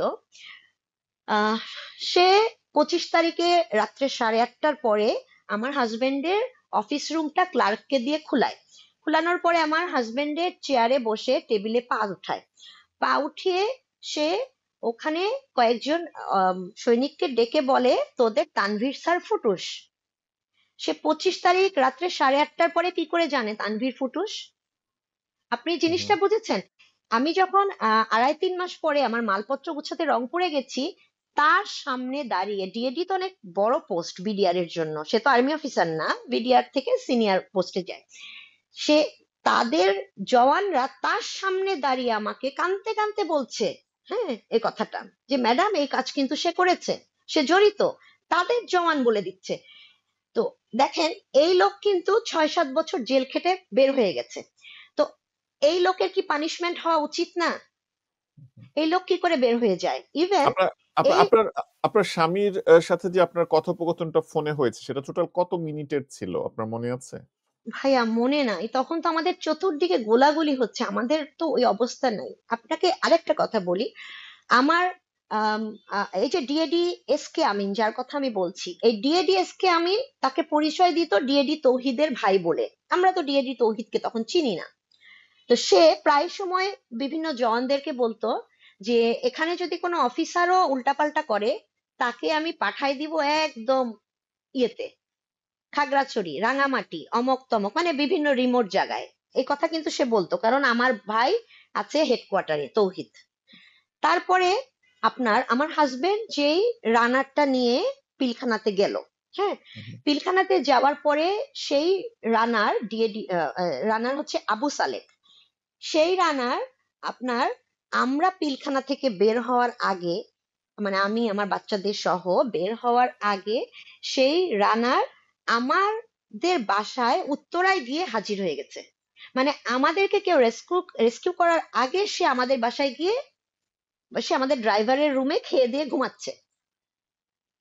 আপনি বুঝতে পারছেন জিনিসটা? এবং সে সেখানে কয়েকদিন স্টে করে। স্টে করার পরে তারপরে যখন আমি তো এদিকে তানভীরকে খুঁজি আর বাসায় যাই রাত্রে 2টা 3টার সময়, এভাবে কয়েকদিন কেটে গেছে। তারপরে সে যখন ওই বাসায়, মানে আমি যখন 2-3 দিন পরে আমি যখন জানতে পারি জিনিসটা, তার সাথে যখন আমার কথাবার্তা হয়, সে আমাকে, আমার সাথে কথাবার্তা হওয়ার পরে সে বলল আমাকে পিলখানায় যেতে হবে। আমি তার সাথে কথা বলতে চাইলাম, সে আর দাঁড়ালো না, সে চলে গেল বাসার থেকে। হ্যাঁ, তারপরে শুনলাম তার সাথে আমার পিলখানায় দেখা হলো। পিলখানায় আমাকে ডাকা হলো, পিলখানায় ডাকার পরে তার সাথে আমার দেখা হলো। আম, ওখানে ডাকানোর পরে, তার সাথে দেখা হওয়ার পরে শুনলাম তার জেল হয়েছে। এরপরে এই এই কিছুদিন, কয়েক মাস আগে জানলাম যে ওই যে গাজীপুরে যে একজন এমপি আছেন, আম, নামটা ওই যে কয়েকদিন আগে কিছু ছেলেরা, মোজাম্মেল হক। ছাত্ররা, জি জি, তার কাছ থেকে সে ফুললি বেনিফিট নিচ্ছে। সে জেল থেকে ছাড়া পেয়েছে, এবং সে ভালো আছে। তাহলে জি। আপনি দেখেন, যেই অফিসারের ডেড বডিটা পাওয়া যায়নি, যে অফিসারকে জানতে পাচ্ছি যে একজন এমপি উঠাই নিয়ে গিয়েছে, তাহলে তার রানার কি করে এরকম ভালো থাকে? আর তার ডিএডি এস কে আমিন, তার যে ডিএডি ছিল ব্যাটালিয়ানের, যে বলছে তোদের তানভীর স্যার ফুটুস, তারা কি করে বাইরে সার্ভাইভ করে? আরো একটা জিনিস হচ্ছে, এই ডিএডি এস কে আমিনের যে ছেলে মঞ্জুর মোর্শেদ, সে আজকে থেকে 1 থেকে 1.5 মাস আগে আমাকে নক করে নিজে থেকে। তো নক করার পরে আমাকে বলছে যে আপনাকে আমি, বিডিআরদের নিয়ে কাজ করছে যেই সমন্বয়কটা, তার নাম হচ্ছে মাহিন সরকার। তো আমাকে বললো আপনার সাথে কি মাহিন সরকারের কথা হয়েছে? আমি বলছি না। তখন আমাকে বললো আপনাকে আমি আপনার স্বামী সম্পর্কে অনেক তথ্য দিতে পারবো, আপনি মাহিন সরকারের সাথে দেখা করেন, মাহিন ভাই খুব ভালো। আমি বললাম ঠিক আছে। তারপরে সে মাহিনের সাথে আমার দেখা করাবে এই হিসাবে সে 10-12 দিন আমার সাথে কনভারসেশন চালানোর পর আমি তার ফেসবুকে গিয়ে দেখলাম সে এস কে আমিনের ছেলে। আমার তো পুরো মাথা ঘুরায় গেছে, বুঝছেন যে এ তো ফ্রড তাহলে। তখন আমি যখন তাকে নিয়ে একটা পোস্ট দিলাম যে এই সেই এস কে আমিনের ছেলে, যা যে আমার হাজবেন্ডের মৃত্যুর পিছনে দায়ী, এইটা দেওয়ার পর সে আমাকে তখন স্ট্রেট বলা শুরু করলো যে আপনাকে আপনি আমাকে এ পর্যন্ত যা বলেছেন আমি ওগুলো ফ্লাশ করে দিব। তখন আমি বললাম আলহামদুলিল্লাহ, আমি তো চাই আপনাকে আমি যা বলেছি, যেগুলো আমি কাউকে বলতে পারি না, আপনি ফ্লাশ করে দেন। তো এই হচ্ছে অবস্থা যে আপনার বিডিআরদের মধ্যে এই যে এখন যে গণজামিন যদি দেওয়া হয়, তাহলে দেখা যাবে কি যে যারা যারা মনে করেন ভিকটিম আছে তারাও মুক্তি পাবে, আবার যারা যারা মনে করেন দোষী আছে তারাও মুক্তি পাবে। আরেকটা বিষয় আমি বলতে চাই, ডিএডি তৌহিদ, ডিএডি আব্দুর রহিম, আব্দুর রহিম আমি যতটুকু জানি জেলে মারা গিয়েছে। তো তার ছেলে এসে আমাকে খুব ইয়ে করে বলেছে সে খুব কষ্টে সার্ভাইভ করেছে তার ফ্যামিলি। তো আমি তো বুঝি নাই ডিএডি আব্দুর রহিম কোনটা, যেহেতু আমি নাম জানতাম না। তবে ডিএডি তৌহিদ, ডিএডি আব্দুর রহিম, এদের যে গ্রুপটা ছিল, 25 তারিখ রাত্রে একজন আর্মি অফিসারকে ধরে নিয়ে এসে কোয়ার্টার গার্ডের মধ্যে অফিসারটাকে গুলি করে মারে। মারার পরে অনেক রাতে তারা আবার পানি দিয়ে সেই রক্তটা ধয়। কোয়ার্টার গার্ডের প্রত্যেকটা ফ্যামিলি এটা দেখেছে। তাহলে সে কিরকম করে নির্দোষ হয় আপনি বলেন তো? ইভেন ডিএডি তৌহিদ আমার পিঠের এখানে রাইফেল দিয়ে এত মারা মেরেছে। এই ডিএডি তৌহিদকে এখন দেখছি বিভিন্ন জায়গা থেকে ভিকটিম বানিয়ে যে সে নাকি আওয়ামী লীগের শিকার। তো আমার কথা হচ্ছে, আওয়ামী লীগ জড়িত বা ভারতীয় জড়িত, এটার থেকেও বড় জিনিস হচ্ছে যারা বিপদগামী ছিল, যারা এই কিলিংটা হতে দিয়েছে, তাই না? তো এরা যদি এখন মুক্তি পায়, তাহলে এরা কি আমাদেরকে ভালোভাবে বাঁচতে দিবে? কোনোভাবে বাঁচতে দিবে? এরা তো বাংলাদেশেই থাকবে। এদের ফ্যামিলি যদি, এমনকি ইলিয়াস হোসেনের ডকুমেন্টারির পরে আমার ফেসবুকে এসে আমাকে থ্রেট করছে এদের ফ্যামিলিরা, যে আপনার স্বামী, ওই যে যেই কথাটা আমাকে বলেছিল লয়ার, যে কথাটা, সেই কথাটাই এসে আমাকে বলছে, 12 সালের কথাটা, যে আপনার স্বামীকে তো তাপস নিয়ে গেছে, তাহলে আপনি তো আওয়ামী লীগের সুবিধাভোগী। হ্যাঁ, আপনি তো আওয়ামী লীগের সুবিধাভোগী। আপনি আহ, আপনার স্বামীকে না খুঁজে আপনি কিসের জন্য বিডিআর দের পিছনে পড়ে আছেন? আপনি কি মানে এই যে তাপসের সাথে যে ইনভলভমেন্ট, এটার কথা কি আপনি আগে কখনো শুনেছেন, না ইলিয়াস হোসেনের ডকুমেন্টারি পরে শুনেছেন? আমি শুনেছি, কিন্তু তাপস কিনা এটা আমি জানতাম না। আওয়ামী লীগের নেতা, আওয়ামী লীগের এমপি নিয়ে গেছে, এতটুকুই আমি 9 সাল থেকে জানি। তাপসের নামটা শুনেছেন ইলিয়াস হোসেনের ডকুমেন্টারি পড়ে, তাই তো? জি জি জি জি। তাপসকে আমার যদি ধারণা কখনো ছিল পাওয়া যায়, নানো। তাহলে তাপস হয়তো বা এই ব্যাপারটা বলতে পারবে যে কি হয়েছে তাপসকে সে। কি করে পাওয়া যাবে ভাই, বলেন? জি, জি, কিভাবে পাওয়া যাবে তাদের? জি। আম, আমি তো আপনাকে এটাই বললাম যে আমাদেরকে যতক্ষণ পর্যন্ত আমাদের চিফ সাহায্য না করবে, ততক্ষণ পর্যন্ত তো আমি কোনো আশা দেখতে পাচ্ছি না। হ্যাঁ, আর বুঝতে আমি পেরেছি। উনাকে যতবারই রিচ করার চেষ্টা করেছি, বললাম না যে আমরা তো 57 ফ্যামিলি, কিন্তু দেখা যাচ্ছে যে যারা বেনিফিট নিয়েছেন বিগত দিনে, তারাই সব সময় সাথে পাচ্ছে আছেন। আমরা কিন্তু, আমরা 57 ফ্যামিলির মধ্যে হয়তো 10 থেকে 15টা ফ্যামিলি সবসময় ওনার কাছে যেতে পারছেন, আর যে বাকি ফ্যামিলি গুলা কখনোই যেতে পারছেন না। জি, আম, ধন্যবাদ আপনাকে। আমরা অনুষ্ঠানের একদম শেষ পর্যায়ে চলে এসেছি। আমরা ভবিষ্যতে আপনার সাথে আশা করছি আরো বসার সুযোগ হবে, এবং বিডিআর এর এই ঘটনাটার জন্য একটি সফল তদন্ত হয়, এবং যারা প্রকৃত মাস্টার মাইন্ড, যারা এক্সিকিউটর, যারা জড়িত, সবারই যেন যথাযথভাবে শাস্তি হয়, সেই কামনা করছি। আহ, আপনাকে আবারও আমাদের এই অনুষ্ঠানে আমাদেরকে সময় দেওয়ার জন্য ধন্যবাদ জানিয়ে আজকের মতো এখানেই শেষ করছি। আল্লাহ হাফেজ। ধন্যবাদ সবাই ভালো আপনাকে। থাকবেন।